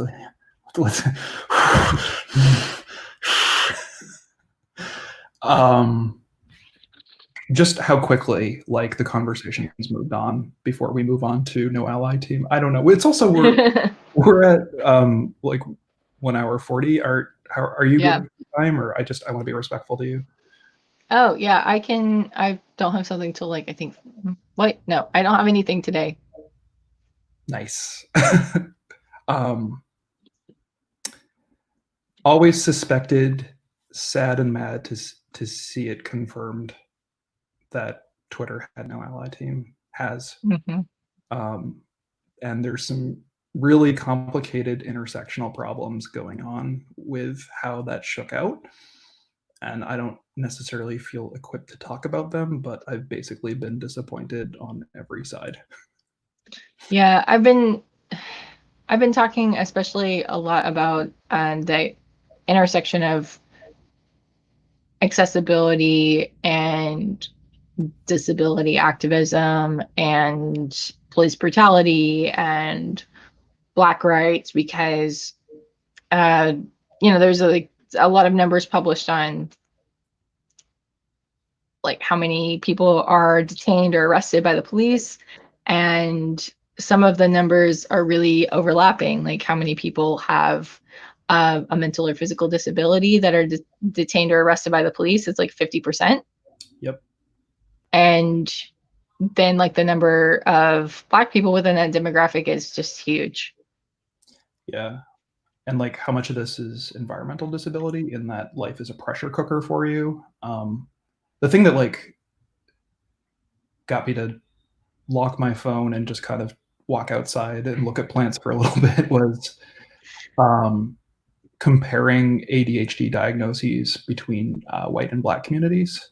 Whereas Hmm. you're white, your precious baby has ADHD. Oh dear, we'll make sure they get the treatment they need. And then in the Black community, it's like, you have a problematic child. Yeah. Yeah, there's some problems of, like, in the autism community with that as well. Mhm. Um, and like also like Tourette's, and there's a lot of cognitive disabilities, and just like different things in the neurodiversity field where, maybe they're not a disability per se, but it's something that would make you stand out, and the police are then very interested in you, especially if you're Black and you're displaying something that makes you stand out. So Yeah. yeah, a lot of people that have some sort of like medical issues, oftentimes there's this bias against people that are non-normative or are not white. I mean, so I guess what I'm trying to say is that people with disabilities, the help that they get or it often depends on how palatable they are to people that are abled and white. Mm-hmm. So that's what means, like, hey, are they going to help you personally? Are they going to call like an ambulance, or are they going to call the police? Yeah. And how are they going to describe you? And I think there's nuance within that too, where it's like when you receive help, are you getting care or are you like a publicity stunt? Mm-hmm. Yeah. Yeah, I haven't told a lot of people about my experience with public transit in this area, but one time I had like a really severe hypoglycemia. I, I guess it was maybe probably like 2.5 years ago now, but I was coming back from the city I'd stayed in for like a meeting, and I didn't have my sensor on. So I usually wear a continuous glucose monitor, Mm-hmm. and it beams over to my phone blood sugars every 5 minutes. It says a trend and everything. It's really great. It's completely changed my life, but I didn't have them because I just switched insurances and I had trouble getting them shipped to me. Yeah. So I got on the train and I had a really severe blood sugar drop. Yeah. And I didn't realize this, but I went low, and like really low, and I was not super in my brain at that time. And I went up to the conductor because I didn't want to miss my stop. I wanted to meet up with my partner in my hometown. Mm-hmm. And I was asking like what this stop was. It was at Suffern, which is my stop. Yeah. And he kicked me off the train at the next stop, which was several stops from mine. So rather than help me or, like call anyone, he just kicked me off, which then it was cold and I was sitting out there without any kind of like winter wear because I had just come from the city, which I was inside. Right. So that made my blood sugar drop more. And luckily I had the forethought to turn on Google tracking, and my partner was able to find me and take me to the hospital. But if that hadn't happened, I may have not recovered. And that sort of experience is something that I sometimes, if I've told people in like a disability group or something, they've been like, oh, yeah, something similar has happened to me when I had a seizure, or like when I was, like having, like some sort of other problem and I got the police called on me, or I just got kicked off of transit in the middle of a place where I wasn't familiar. And it's just like, I can't imagine how much worse it would be possibly if I was not privileged to have the right skin color for me to not be harmed in that situation, because it was a white guy that was kicking me off. Like if he had wanted to hurt me, he could have. And so it's just kind of this Or intersection is really, it's really hard to think about where, like if the police had been called on me and I was Black, then, it's a very bad situation. yeah, it's one thing to kick you off the train. It's another to kick you off the train, potentially have like had me arrested. Had you gone into shock and you were black, like, yeah, what do you think the police response would have been like if you're seizing? You know. Yeah, a lot of times people that are white are considered to be having a medical emergency, and people that are black are considered to be drug users or faking it. Yep. You know, like there's so many things where there's an intersection here where even as bad as I've experienced things, there's it could be so much worse, and it is so much worse for some people, where I think that disability rights and accessibility and training for people is so lacking in the physical and digital world that it's just something that is something that we're getting to the point where it can't be just like marching for Black Lives Matter. It has to be a concerted effort, and then people that are for disability rights that are not black need to realize that, you know, like we have to center black voices when we're marching for our own rights, and like people that are in the LGBTQ plus community have to realize that like it's so much worse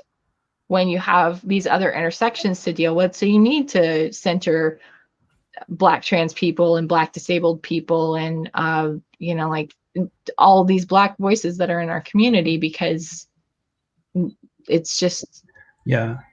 It's one thing to be like, okay, well, we got marriage equality, but you know, like we're dealing with a little bit of these other problems, but we can't like ignore these problems that people of color are having, especially black people. Yeah. I like also just in the course of this conversation, like this isn't to diminish the experience that happened to you, and thank you for sharing that with me. That's really fucked up. Oh yeah, I mean, I don't think that diminishes it. I tell it now to say like I was lucky that that's all that happened to me. Yeah. Like I'm not saying it to like, oh, everybody feels sorry for me, because like obviously like it's happened a while ago now and it's done. But now with the context that I have about how our emergency response teams work, I go, wow, I was lucky that that's all that happened to me. Like when it happened, I was so shooken up, and I wrote performance poems about it, and you know, really like processed that near death experience. And I was like, okay, woo. But now looking back, I was like, you know what? Super lucky. Yeah. I mean, not just lucky that I survived it, but super lucky that that's all that happened to me. Yeah. And I think like back into like black representation in the disability community, like, yeah, like I'm of the school of thought of like a community is only as good as how its most marginalized members are treated. But yeah, I don't know. And I'm way out of my league here, but like I was kind of tuned into the Triple Cripples writing and like kind of the pervasive racism within the disability community, and like this is way outside my lane, but it was just very compelling to discover and read up on it. And like I shouldn't be surprised, but here we are. So, you know. Yeah, I think that again, like for people that aren't people of color or aren't black and they're looking to be allies inside of the disability community because that's like the space that they're in right now, I think the best thing to do is like to listen to people that are activists and are the hand raisers and are doing the work right now, and to boost their voices and be supportive, and to, when you learn stuff and wrap it into your own story of what you tell, like you just gave credit, to give them credit. Like that's the right way to go about it. So, you know, I owe a lot to the enormous amount of people that have been in my life. And like some of them I don't name because I know that they like need their privacy. Mm-hmm. Like my roommate from Alabama that now lives in Chicago. I like don't want to out them, but I do credit her with a lot of patience and just allowing me to witness a lot of the things that she's gone through. And Yeah. just her like talking about her life. Like I'm not there to learn about her being Black. I've just been part of her life. Yeah. And the like just like people in my world have learned about the harassment that I've received. They've learned about, you know, like me going through the process of gender affirming care. Like they're just part of my life and they've learned about that. Mm-hmm. So I think that that's the best way that we can not tokenize people that are different than us, is that we are sincerely a part of their lives. And then when we do learn something from them, or we consume the work that other people do that were not part of their lives, that we give them credit. Yeah, I think that's a nice callback. Like the people that are willing to put it out there in that context, like celebrate them for that. But the people that are just presenting as a lived life, like Yeah. just incorporate that. It's fine. Don't worry about it. You'll be good. Yeah. And I think that calls back to your project that you have, the Ally project, or you say the A11y project, right? We're gonna call back Inception because it is very deliberately called the A11y project. Because Okay. stick with me here. Uh-huh. Accessibility means a lot of things to a lot of different people. If you use A11y, it's a flag that speaks specifically about digital accessibility. Mm-hmm. So it disambiguates for your jargon, your domain jargon, the term. But yes, that is a thing I have been working on. I've just never talked about to anyone about it like in meat space, where they've been like A11y, and I've been like, okay, that's the way it's done. Got it. So Yeah. it's always been like online and type. So yeah, I feel like that kind of calls back to hand raisers for your project, because you are like taking different people's voices right now and amplifying them on the A11y project website. Yeah. Yep, that's a new feature that will be coming out. Specifically, something I've been working on, which is the Spotlight, which is we do the work, or we will be doing the work. We have gotten our first person, which I'm excited about, that we want to kind of just on a rotating basis highlight them as somebody in the digital accessibility space who's doing good work. I think the tech industry has a really bad rock star problem, by which I mean white male savior problem. And I hate the term rock star, but I think that celebrity status or industry celebrity status is something that accessibility practitioners need. So I'm happy to cast a little light on them in that opens doors, that gets them into conference tracks that historically have discriminated against disabled people or the concept of disability. So the more kind of clout we can add, the better. One of the benefits we have is the project's been around since I think like 2013, which is 2007 or something. It's been around forever in internet time, so it's got really good SEO and it's got really good presence. Like it just shows up if you Google the right words. So the more we can capitalize on that position to enable people to continue to do good work, like I think that's one of the strongest things that we can do, which is in a very roundabout way of saying, if you would like to be featured at some point, I would love to do that.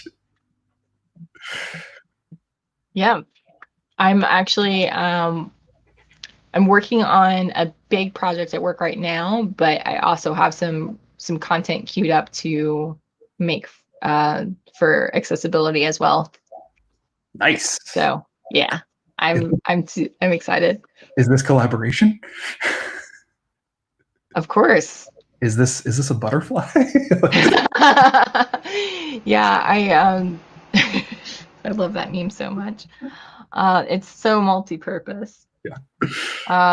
I I've been working really hard on redefining some stuff around community right now, which I feel like I've learned so much about, like, at least like tracking and analyzing recently, and I owe that a lot to some of my new friends in the developer relations space, especially like a lot of um, non-binary, agender, and women peoples that have taken me under their wing and have been like, you know what, I'm going to tell you how it's done. I'm going to show you what tool stack I use. I'm going to, like, tell you what kind of things and activities. And I just, yeah, I've learned a lot in the past 2 months from just like reaching out to people and then being like, you know what, yes, I will talk to you. And I've been like, yes.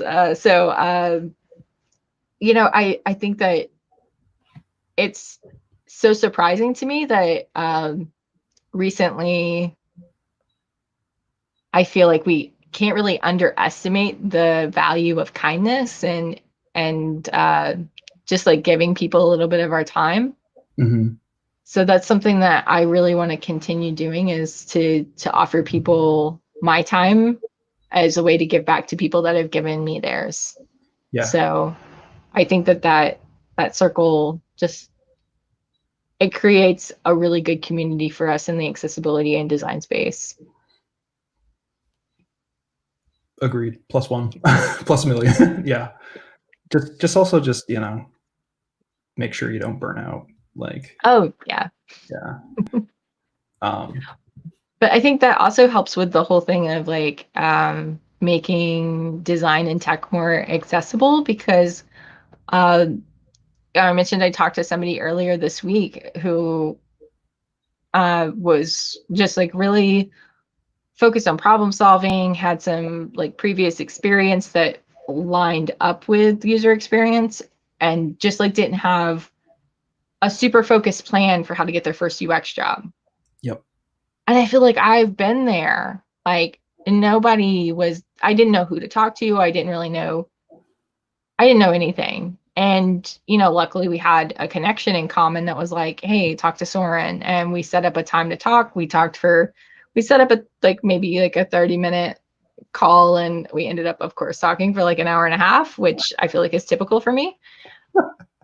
But what? That never happens. But I feel like those sorts of things, like the polished aspect of going into interviews or like having some sort of strategy, is sometimes the one piece that's missing from a lot of people that have a lot of talent or drive or just have built skills.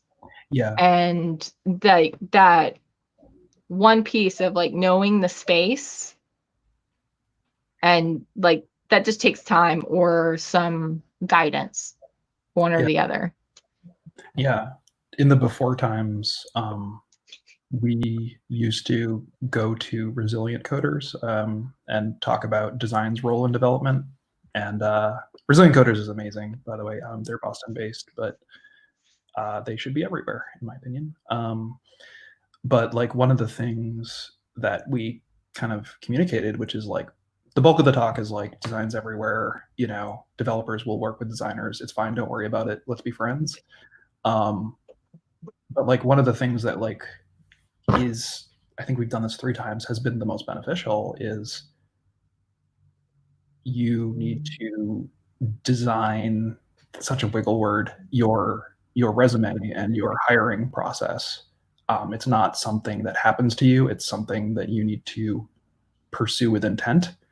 And so like, like clean up your GitHub profile, make your READMEs easy to understand, like create a little case study for yourself for why you did the thing you did, where it's like, you're at the disadvantage of not having experience. So like, what can you do to help yourself stand out?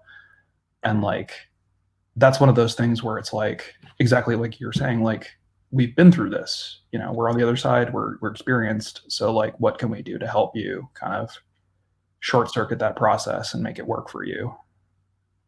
Which I like doing because it's fun. Yeah. And I feel like I'm pretty structured about who I help now. Uh, I have like a little bit of a litmus test uh, for helping people, and like of course, like if somebody comes to me and they're from an underrepresented group, no questions, they get help as soon as I'm able. But if they act entitled or anything like that, I have to put them through a little bit of screening.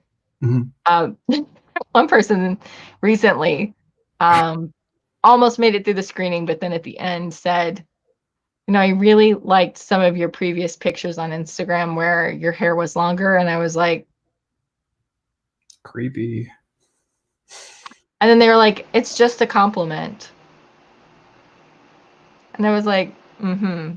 So, but also like that was before I started gender affirming care. So I was like, yeah, so that was when I was still trying to pass as a woman. So I don't know. I just like didn't say anything at the time. And then I came back and I was like, I've reconsidered.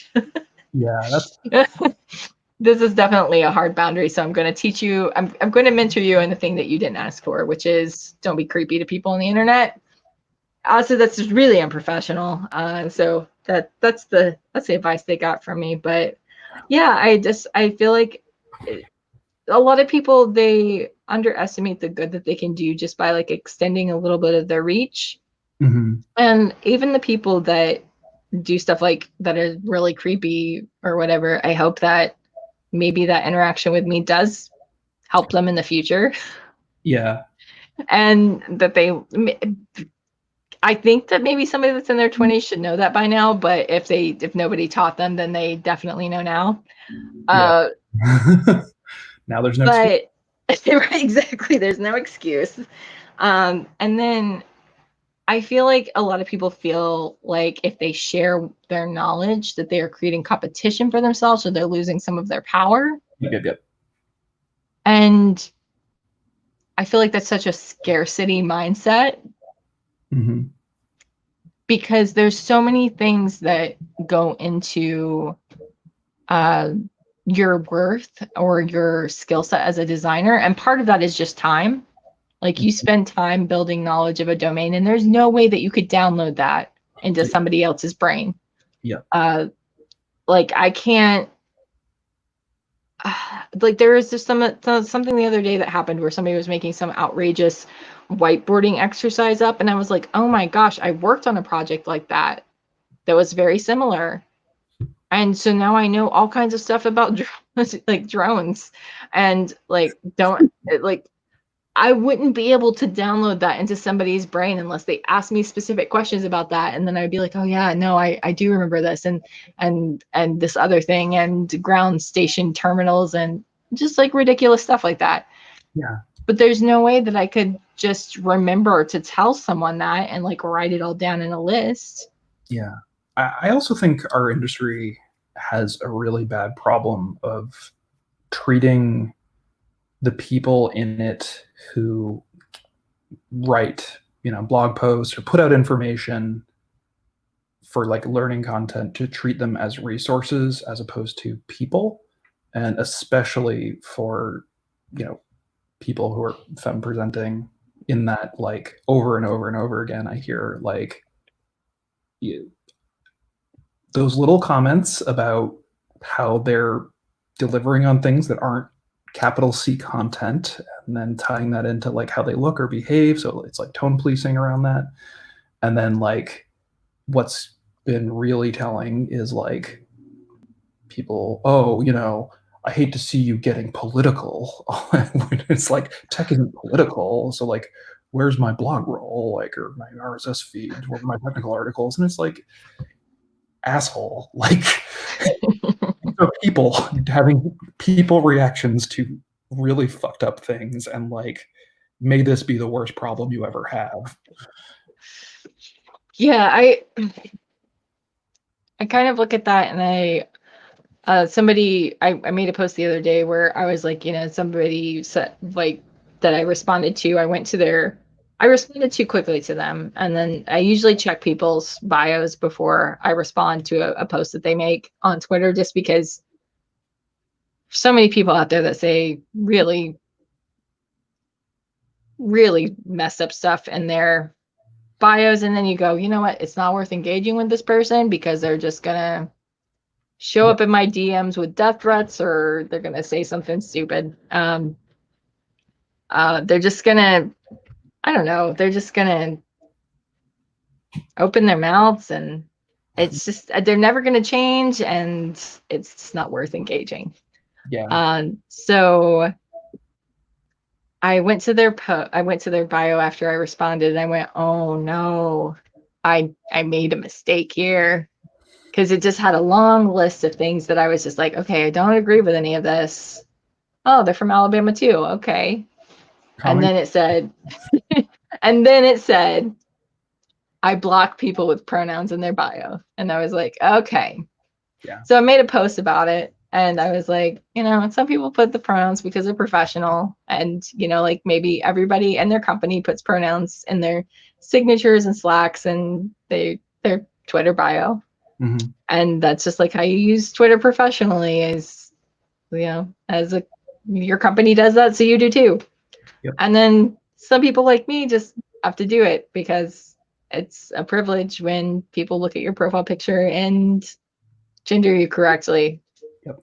And I have to do it if I want to be gendered correctly. And I guess they're just saying, like, I don't like non-binary people or trans people or people that accommodate those people. And I was just like, I just thought for a minute, and I was like, you know, it's such a place of privilege to be able to even say, like, I get gendered correctly every day. Yeah. And it's like cool. Yeah. Like cool indirect casual dismissal, Twitter dude. Like yeah, I just sat there and I went, you know, like, some people think it's like a real political choice, that like putting your pronouns in your Twitter bio is like a sign of your political affiliation, or it means you're a leftist or very liberal or something. And you know, for me, it's about human. It's about being empathetic, and it's about human rights. Mm-hmm. And I don't really see anything political about that. I don't actually see anything political about, you know, like the whole thing with saying, like, we need police reform, or we need rights that protect people from being racially profiled, or, you know, like any of these things, because it's just kind of like, to me, it feels like common sense. Yeah. But apparently it's not so common. Yeah, like naively it's self-evident, but cynically, like, it's highly political. Yeah. I mean, I feel like it's being forced to be a political issue is what's happening, is because people feel like they have the rights to argue over mm-hmm. the rights of other people. So, I mean, like, I've kind of made it my my thing to go to people and be like, do you realize how wide it is to feel like you have the right to talk about whether or not other people deserve rights? Yeah. It's the widest thing I've ever heard. That's something I was late to the party for, but like devil's advocacy, and like how intensely white that is. And like, that was a problem. That is a problem I have. I think it's a problem actually a lot of UX designers have, where it's like, I need to think about contingencies and stuff like that. But like, I also think that, like, in the context that I've read about it, it unnecessarily centers yourself and forces other people to do work about things that are pretty open and shut cases where you could just shut up. Yeah. Yeah, I saw something the other day where somebody says, unless you're representing the devil in a court of law and you have a law degree, like, the devil doesn't need you as an advocate. I was just like, yeah, chef kiss. What was I gonna say? I think one thing that, like, the kids are all right. Pronoun use for like the current youths has been like from what I understand about the reading, just really good and really like normalized and accepted. And like putting your personal pronouns on stuff is just like, yeah, of course, we just do this. And I was like, yeah, kids, awesome. Like, so I don't know. Yeah, and I've been reading stuff about like when I was putting together some research on something, I read some sort of report that was like, oh, like this is the rate of LGBTQ people in like the silent generation, the boomer generation, like millennials, and then Gen Z. Mm-hmm. And it's just like keeps going up. And so like millennials, we're pretty queer. But I think like Gen Z, when they did a survey recently of high schoolers, that like 50% of high schoolers knew at least one person that used they them pronouns. Yeah.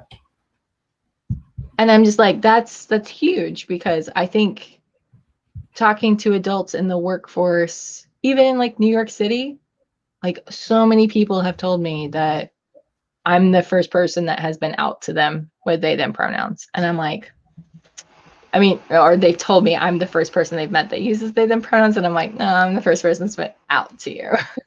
Yeah.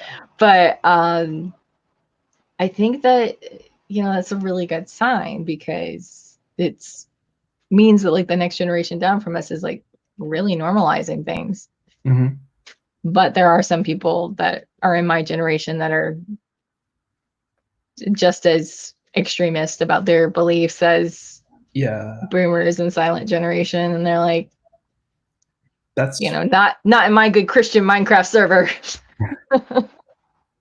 no, I mean, you nailed it. Like, I was going to say, one thing that's been really kind of depressing to me is like a lot of people are like, oh yeah, when the boomers die off, like things are going to be great because like that whole part of society is going to be gone. And like seeing our generation's reaction to Black Lives Matter protests has been like, no, it's really not. It might be worse actually because they're coordinating online. Yeah, I saw something that was like that, and then people were like, no, because like boomers raise kids to be like them Yeah, sometimes. Like, not me, but my sister, maybe. Like there's a spectrum, probably. It's not like one or the other. yeah. Sometimes you kind of pick and choose different things, but It's like a la carte. yeah. But it is very much like, like I think I ended up being like the rainbow sheep of the family. And so it's fine. Yeah, I ended up being the rainbow sheep of the family, and I don't know. I feel like my sister very much like followed in the family footsteps. Like chose a career that was in line with what my parents approved of, and Mm-hmm. hangs out with them a lot, and has like, I believe, similar sort of set of values. I think some of them are definitely different. Yeah. But it seems like we kind of diverged. So I don't think that it necessarily is a all or nothing sort of thing, but I don't think that people live in a vacuum. I think that, like how you grow up in the environment that you grow up in, and then like high school and college are really important times for you, and like the people that you're around, and what you choose to do in those times, it really helps shape the person that you end up being. I mean, not to say that people can't change after that. It's just I know, harder. yeah, it really is. I mean, I know plenty of people that have been like, oh, my kid came out and I changed my entire life and everything that I felt about LGBTQ people because of that. And then I know people that have been like, well, not in my house. And then, like I know their kids. Yeah. One of the things that keeps me going is like I do believe the long arm of history is pointing towards more progressive. It's just like gonna take a while, but like the past was garbage. The present's slightly less garbage, so hopefully the future will be even slightly less garbage. Um, and like to your point, I don't think it's gonna click in all at once. It's a long uphill battle. Yeah, I think like part of living through it is that we don't know where the fulcrum is. Yeah. Yeah, you just blew my mind. I need stop doing that. I had that ready. I'm sorry.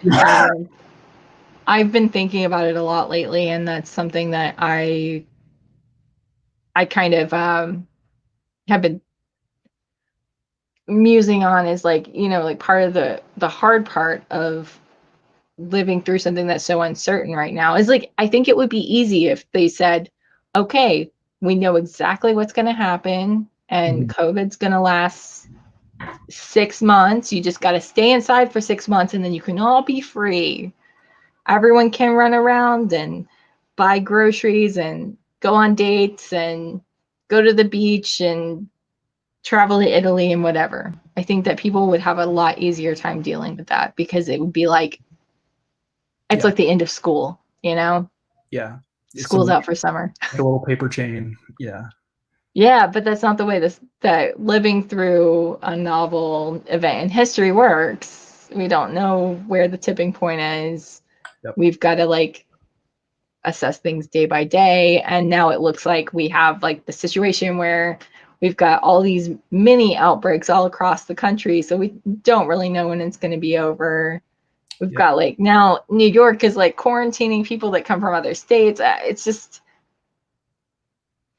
I wouldn't say it's unprecedented because I don't think it's completely unprecedented, but it's definitely not like something any of us that are alive right now have lived through before.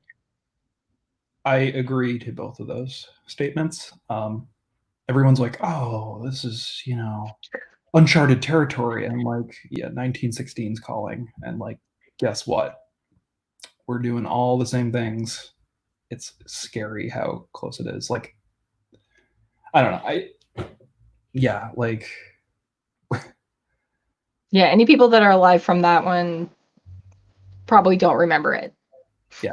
Well, it's also like you don't even have to dig back to like the 1600s or whatever. And like, what's that tweet that's going around, which is like, turns out we're gonna have to retire, avoid it like the plague from our sayings because we don't do that. um, Oh, that makes me sad.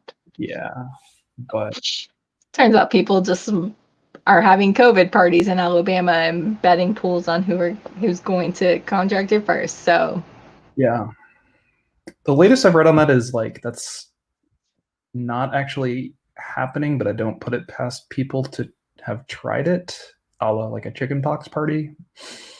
But I don't know.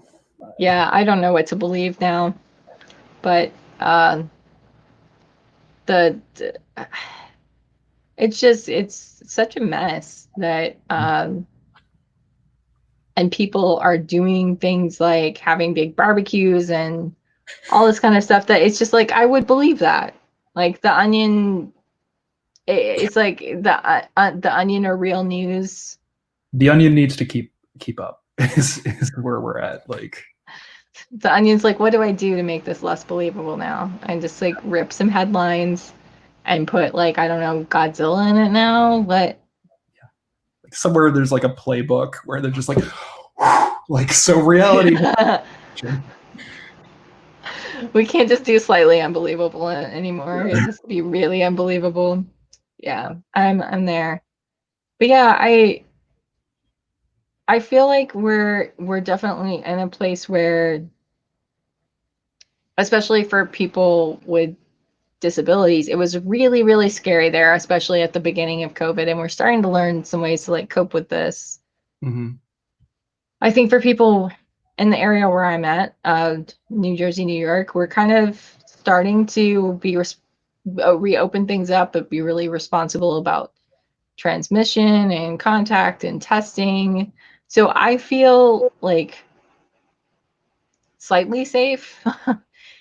and that like I feel like they are at least being metered and responsive, and not just like everybody go and do whatever you want. Right now they're, taking steps that take time for to like track things, and we have like one of the lowest I think we have the lowest new case rate of a continental state. So that feels good.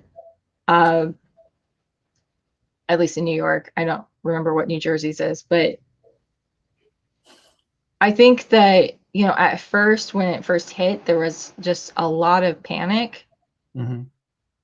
And it was super hard for a while for people with disabilities to get the things that they needed.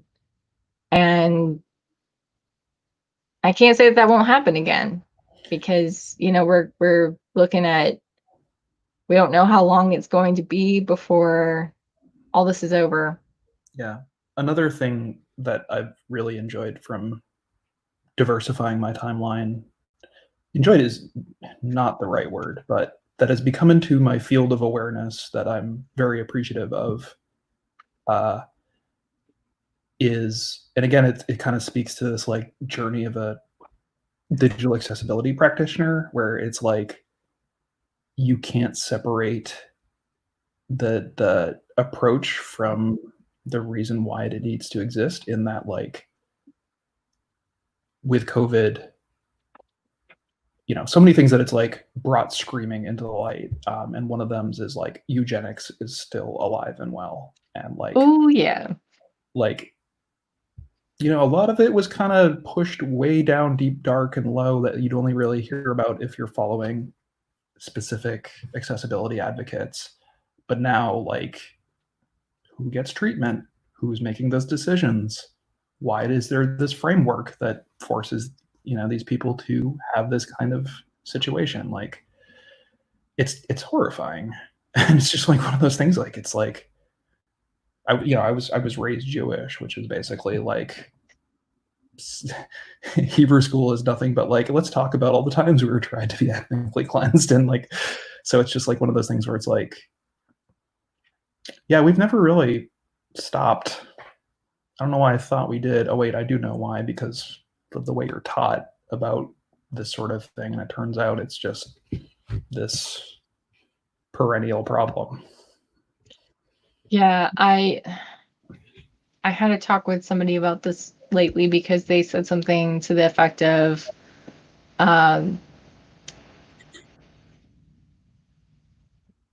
they really pitied me for a while. Yeah. And until like I got another job after my eye surgery, and I was like, excuse me, what I mean, I was like, let's unpack that for a minute. Yeah. For one, like, I could have a perfectly fulfilling life without having a job, because jobs don't equate fulfillment or even people's worth. Mm-hmm. And if my partner and I could make it work without me having a job, then like, good for us. That's definitely. I'm glad Sorry? you're in the space. I said, for what it's worth, I'm glad you're in the space. But yep, agree. Yeah. But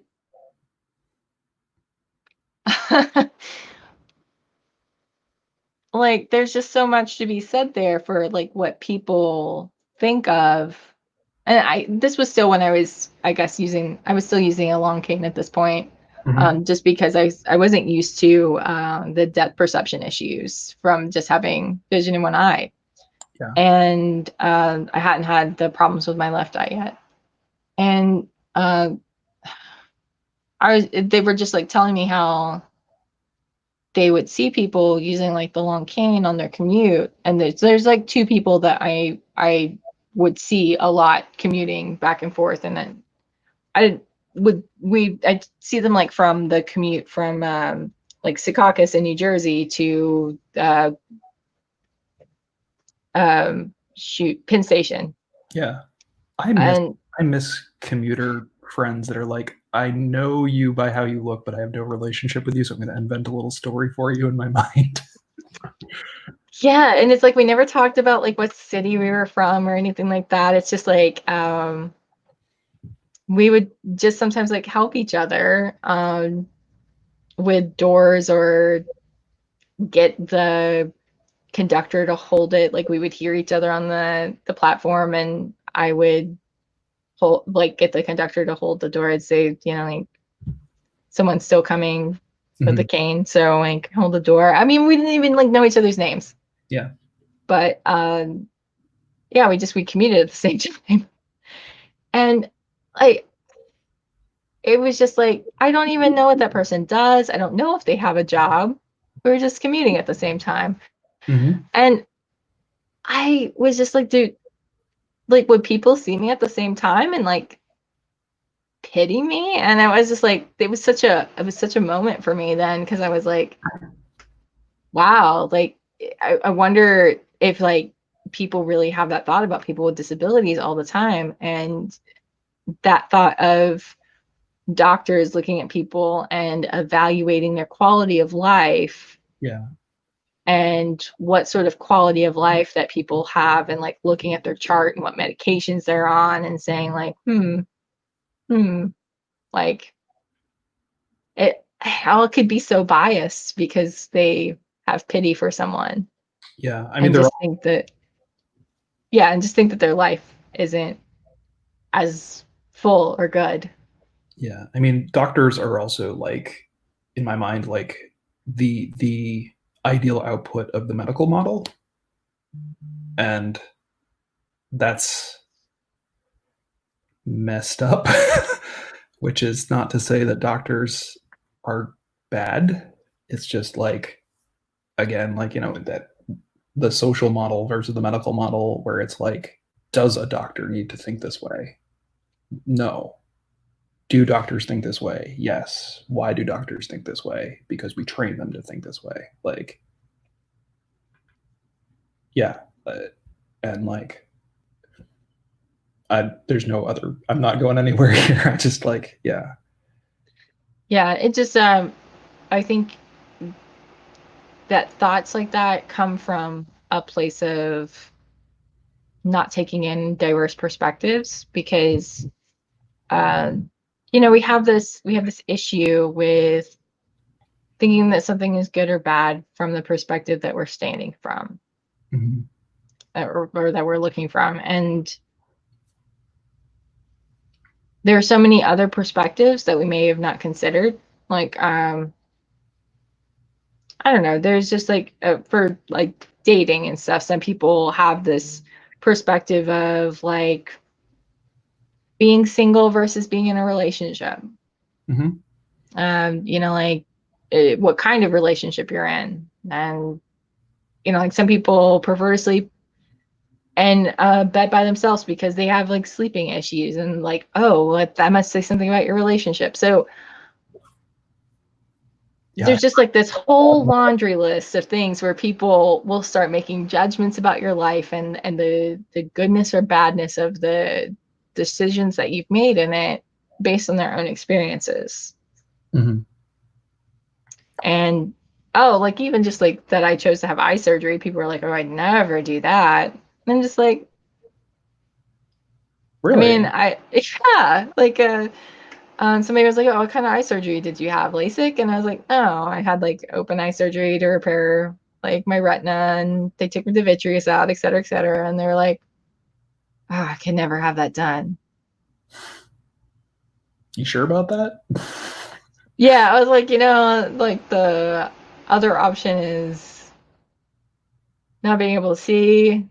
And they were like, oh yeah, I think my life would just be over at that point. And I was like, huh, okay, cool. All right. Nice talking to you. Yeah. Thanks for that So, picture and view how your brain works. I'll be running away now. Bye. oh yeah, that was at my engagement party. I'm sorry. No, it's all right. My friend divorced that person, so it's all good now. I like to think it was because of that comment, Yeah. but I know it's not. You're welcome. Yeah, exactly. But no, I just think that like taking in diverse perspectives, even if they're just like diverse in a way of like not just going to groups that are for people that are visually impaired, but going to groups for people that are disabled, and taking in all these different viewpoints and understanding what other challenges other people face, or even just listening to people that have some sort of neurodiversity, but it's different than mine. Maybe they have the same diagnosis that I do, but they experience the world in a different way. Yeah. Just like absorbing all that information gives me a completely different perspective. And I was on a panel recently where we were talking about our experiences as people in the LGBTQ plus community. And, we were really careful to say, like, hey, we're not a monolith, so we're just talking about our personal experiences. And I specifically said, like, my experience is a combination of all these things. Mm-hmm. Like, if you go up to another person, they may be like neurotypical and non-binary and able, and they may have like a different gender identity, because just saying that I'm non-binary doesn't mean that my gender identity is the same as this other person. It just means that we're not fitting in the binary system. According to the manual, you're supposed to like look this way. Exactly. Yeah. Oh, sorry, go ahead. Just sorry, you can complete your thought. I mean to. Oh no, I was just gonna say, like, I just think that it's good to like consider those differences in diverse perspectives and to absorb them. That's all. Yeah. One thing I am really curious to get your opinion on, and this is kind of like been in the back of my mind. So with respect to like social versus medical model, and like, shifting left, and individuals' experiences versus kind of like monolithic. So like been thinking about kind of like universal design versus inclusive design, and like why they're separate. And before I show my hand, have you thought about this at all? A little bit. I have to say that I feel like that the differences that universal design seems to try to take a more general approach, and inclusive design tends to try to, from my experience at least, where I've been listening to people talk and trying to take like the definitions out of it and take the practical knowledge from it. Yeah. The universal design tends to take a more like general and usability based approach, and that inclusive design tends to take a more segmented approach and tends to like try to evaluate things within swim lanes. Yeah. And then take a more like, I think accessibility approach is a good word for that. I feel like universal design accessibility sometimes gets a little lost in it, because it is so much more like usability, and usability tends to focus on the whole data. Yeah. I wonder if universal design would have invented ADA compliant bathrooms on its own. Yeah, I sometimes wonder about that too. So like the principles are like, they sound good, like the equitable, perceptible, like low physical effort, like tolerance for like mistakes. So like the tolerance for mistakes sounds great, because like we have the USB-C cables. Those are great. It's got a tolerance for mistakes. I mean, some of the things I feel like like being perceptible. I feel like that plays really well with WCAG standards. Yeah. So there's like some things where it's like the principles do kind of like overlap in some ways, but I just feel like the way that they're applied matters too. Yeah. And that most people that practice universal design, they talk a lot about usability. And when we do usability testing, we are focusing on like the percentage of all people. While I feel like inclusive design really is more like that quote that says, focus on the edges and the middle will take care of itself. Yeah. That's very much where I'm at right now. And it's also like when you're doing your usability studies, like in your broad swath, are you including disability, or is it just like we talked to a short woman and a tall man and now we're done, goodbye? Yeah, yes. I think like all things that if you really, really thought about it, that any design principles could produce an inclusive design. Yeah. If applied in the right way. And that's what kills me. Why there's so much reluctance to friction to like straight up adversarial attitudes in the design community against it, where it's like you espouse usability, like that's the flag you rally under, and then the second something disrupts that vision in the name of like access needs, suddenly it's a whole other ball game. And like I think it's more prevalent in UI work than UX work, or like less than receptive attitudes, especially in the like dribble designer as illustrator crowd. But like, Yeah. That's just keeps me up at night. Like that gives me the cold sweats. Yeah, I agree that like there's a lot of stuff that I feel like we could be doing so much better, and it just all boils down to application. And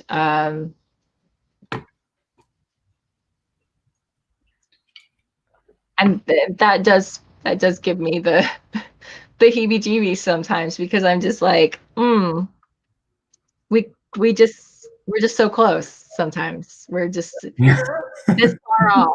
And it just, I think we talked about this last time, it just boils down to a lack of understanding. Yeah. Or a lack of exposure. Yeah. I'm not going to fault somebody for not knowing about it because of these structural issues, but I am going to fault how they react to it. Is kind of where. Yeah. Like if you go to a webinar on accessibility 101 and then you have that knowledge and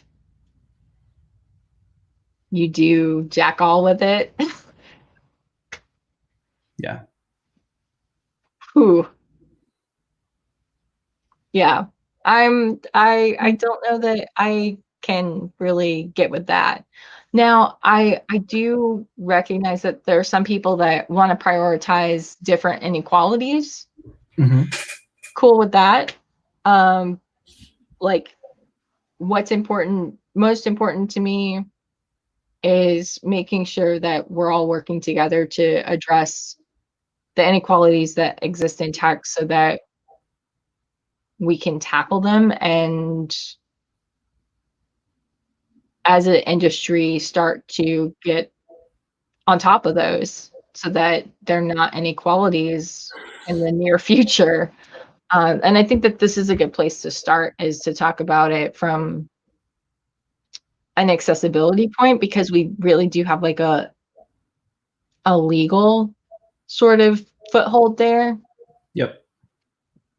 And once you start getting into like, okay, is it physically and digitally accessible for people that have these disabilities? You can get into the cognitive disabilities, and then you can kind of like wiggle your way into these other issues. Yeah. I think the games industry, while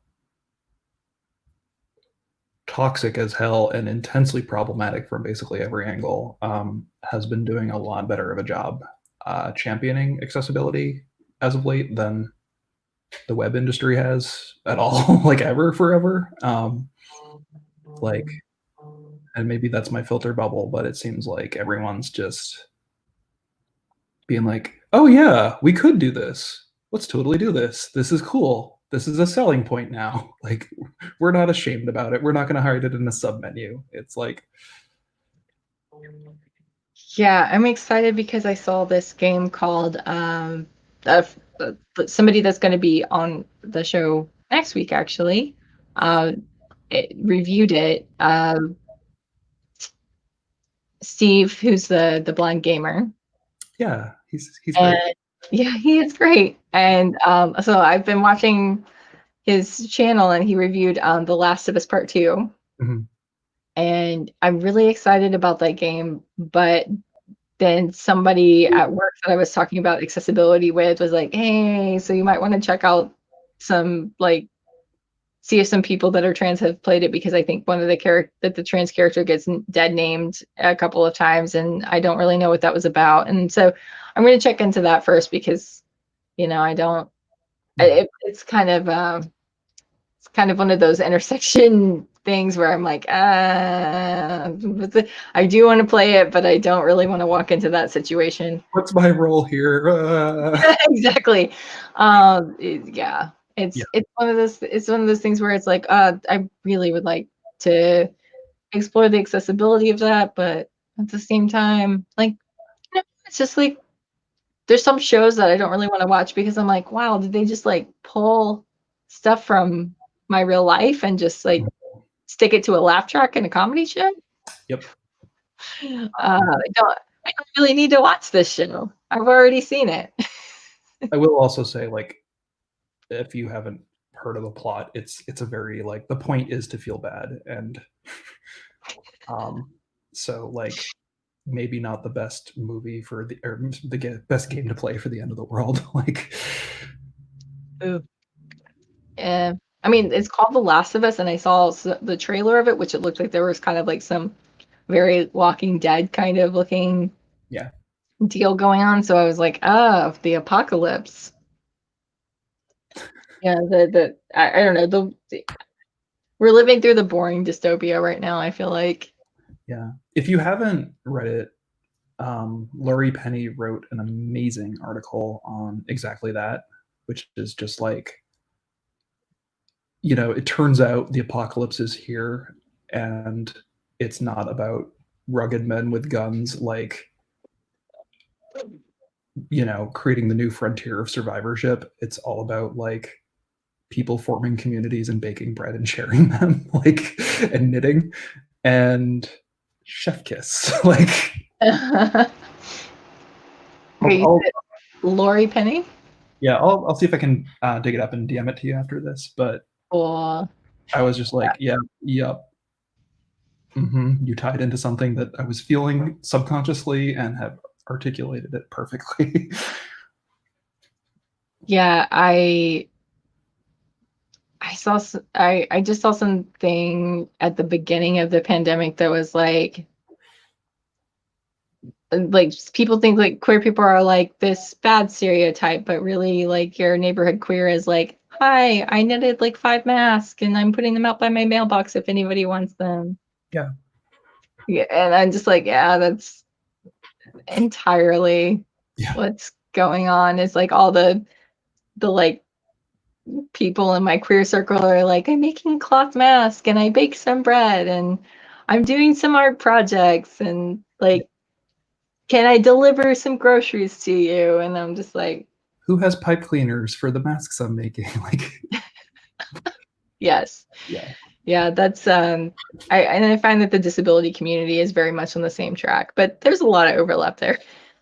Yeah, I've been not loving. I keep using the wrong words but like digital transformation is impossible. Then COVID hits, and then the disability community is just like, oh, huh, weird how you went through a decade of change in 2 months. Interesting. Let's think about this. Like, Yeah, that's one of the things that I'm writing about right now is because there's a lot of companies that, it's been like really few and far between to be like, oh yeah, we're digital first, or we're remote first, or we're distributed first. And like there's some companies here in the New York, New Jersey area that are like, hey, we understand that in the winter this is a thing, so like get your VPN ready, but we'd really rather you be in the office unless like the trains aren't running. yeah. Like if you can walk to the train and the trains are running, get your butt in here. And I'm always like that is such a weird thing, because if it's okay on the days when the trains aren't running, why is it okay on the days where it's really difficult to get to work? Mm-hmm. Or just like, I don't know, like somebody's sick and they don't feel well, or they have a sick family member and it would just be better for them to work from home. Yep. You don't know. So they kind of act like working from home is a privilege to be earned. Yeah. And somebody that I really respect in the recruiting industry also posted about that and was like, y'all have been asking for this forever. And, I've been telling companies that they can be the company of choice if they will let people work from home a couple days a week or all the time. But now I'm telling candidates that they can be the candidate of choice if they will consider being in the office a few days a week. And I'm like, okay, be careful, because that's also telling people that they're only the candidate of choice if they are able-bodied and have the freedom to commute and and have like the infrastructure to commute. Yep. Cool. Yeah. Talk to you if you have a kid, I guess. Like, yeah. Yeah. Yeah. I mean, I really hadn't thought of it from that perspective, but yeah, I mean, childcare is super expensive, and if your kid's old enough that they can like watch themselves in the summer, if you work from home, then you're not like leaving your child completely unattended. Yep. Also, people have been like amazing during COVID. Like they've had to keep their kids at home for months. Yeah. And stuff's still getting done. Two things that I like that my work has done is the first is like we've tried to normalize this as much as possible, like in a consulting context, which is just like cameras on, talking face to face if you want to, cool if you're not, if you need to just walk out and like scoop cat poop or like breastfeed, not a big deal. It's fine. Don't worry about it. Just to be like, this isn't normal. This is not normal at all. And like to expect people to operate in a serious business way, whatever that means, is just like a complete category error. Like these two things don't belong. And then the other thing is just like when we've been talking about reopening, they've been very good about the dialogue for it. And it's like somebody said something that like really struck with me, which is just like, I miss the office because it's a place I want to be, not a place I need to be. And I was like, yep, that. Like, I miss my coworkers. I miss the camaraderie. Like, it's been proven that we don't need to be there to do it. So, like, the compelling factor is the culture you create, not the business you conduct. Yeah. Yeah, I think it's telling which are which places, because I feel like the companies where you have to be in an office to conduct business, it's just really obvious that they don't trust people. Mm-hmm.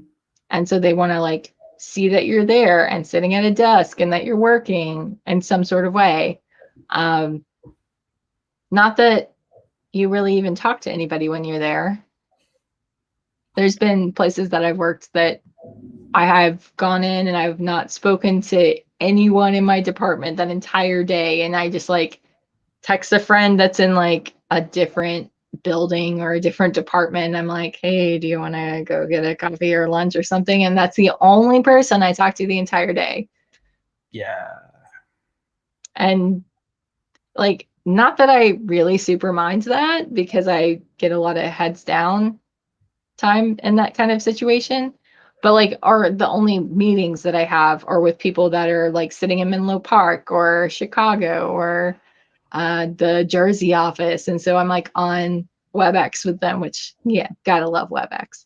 But it's just like, it's just All like, 100 copies of it in your download folder. right. But you know, it's just like we have proved that the companies that have been really resistant to this have been at least a little ready because they're used to working with teams that are distributed because they're just big. Mm-hmm. And they've adjusted. A lot of them have adjusted. So yeah, I think that in the disability community, a lot of us have been like, what the hell, man? Yeah. And some of us are like keeping eyes out for people that are not with it. Yeah. Another layer of that is like I've seen other people comment on is like able people positioning themselves as like remote work experts after like doing it for a week or a month and then like completely ignoring or failing to do the research of the disability community who has like been doing this before it was on easy mode. So, like, Yeah, I've worked in a couple of different kind of contexts of remote work, like with distributed teams, with teams that like consulting teams. So, you know, your client is not where you are, but maybe your team is local or your team is semi-local. So, or you meet like a couple days a week in the office or once a week. And I worked with really small teams also that have been distributed. But this is just something completely different. And I think also like positioning yourself as a remote work expert when this isn't normal remote work is also kind of disingenuous because a lot of people that do remote work, they don't just work from home. Like a lot of companies that are remote first have like some sort of budget to go to a co-working space or sit at a cafe like one day a week or something like that. Or they travel. Like there's some people that even do like the nomadic work thing. yeah. So it's just, I don't know. It seems disingenuous to me. Like yes, it is like very not taking into account the people that have been here for a long time and might be considered like already experts with years of experience. But it's also like, this isn't the same situation. Yeah. Like, it just isn't. It's like there's no playbook for who gets the laptop, like dad to do his job or kid to do schoolwork, and like that's something people are going through right now, and it sucks. Yeah, that's actually something that my partner's a high school teacher, and people that don't have internet service at their houses has been like a really big problem for kids doing remote schooling. Mm-hmm. So some of the school districts have been fortunate enough to be able to provide internet hotspots, but there's something with like only a limited amount of bandwidth or only a limited number of days or only a limited number of people can be on it. There was some sort of limit that was on it. And, you know, one of the kids that couldn't access it. So, you know, like, then you've got to like worry about like, okay, well, who gets to use it? You know, like problems like that are are cropping up, and it's just like, it's hard. It's really hard to deal with. Yeah. Agreed. Yeah, my partner's also a educator, and yeah, there's a lot of that. How can you grade somebody that hasn't phoned in all semester? Like, are they even alive still? Yeah, we have had to talk about wellness checks and stuff like that. It's definitely difficult. I think that, some of the school districts are taking a and not exactly grading policy, but yeah, there's not really a perfect solution. And like I asked recently, like, oh, is everybody going back in the fall? And it's like, well, and then I took it back immediately. I was like, actually, don't bother answering, because like it doesn't really matter if they said anything now, because it could all change in a week or a month or the week before school starts. Like, we have no idea. Yep. And then even then, there's a lot of uncertainty. Like, it's not like a snap your fingers and everyone has a vaccine kind of thing and all that good stuff. Yeah, there's people that are talking about, like, oh, what if the kids go to school like 2 days a week and work from home like 3 days a week? That's not how this works. Yeah, no, they're talking about, like, is it fair to expect kids to wear masks like 5 days a week, because that might just be really hard for them, but maybe like balancing like the psychological toll of not being able to be around their friends and socialize. Yeah. And be able to do like the in-person stuff that they really need to be able to do, like labs and things like that. Like, maybe we could balance that. Yeah, I do worry about kind of the long-term effects for literally everybody, but especially children. And like, but also like kind of pragmatically, like social development versus being alive. Like, I don't know. I'm also not an expert, so it's just it sucks. It's kind of where I'm landing. Yeah, I'm sorry. I don't mean to dwell too much onto this. It's just. Oh no, it's okay. I was just checking my glucose, and I have to go eat a snack soon. Okay. Holy shit! It's been 3 hours. Yeah, I've been kind of like trying to keep calibrating, turning on and off things. So yeah, I hope I haven't taken too much of your time, but no, I always enjoy talking to you, and I'm glad we broke our record. yeah. Yeah, this has been amazing. I hope we get a chance to talk soon, but if I don't hear from you for a bit, like, this was really great and I really liked it doing it. And I'm sorry I'm getting all weird and formal, but you're cool. No. I think that next time we talk, it'll probably be about content, and like next time we do a live stream, maybe we should just make it a hackathon. Yes. No, you joke, but yes, let's do it. I was just talking to somebody recently about like maybe trying to put together an accessibility specific or product and accessibility specific hackathon, because the last hackathon that I went to was like really unfocused, and so it was like all these different products and all these different topics, and I was like, what if we just did like one product and or one top? Yeah. Focus, direct action. Yeah. I was like, I think it would be like really a lot easier for people to come up with ideas, and then it would also be easier to evaluate them, because then it's not like, well, these are like, this is so different. Yeah. So okay. Yeah, we'll talk about it. All right. Well, I will see you online. Yeah. All right, everybody that's made it this far.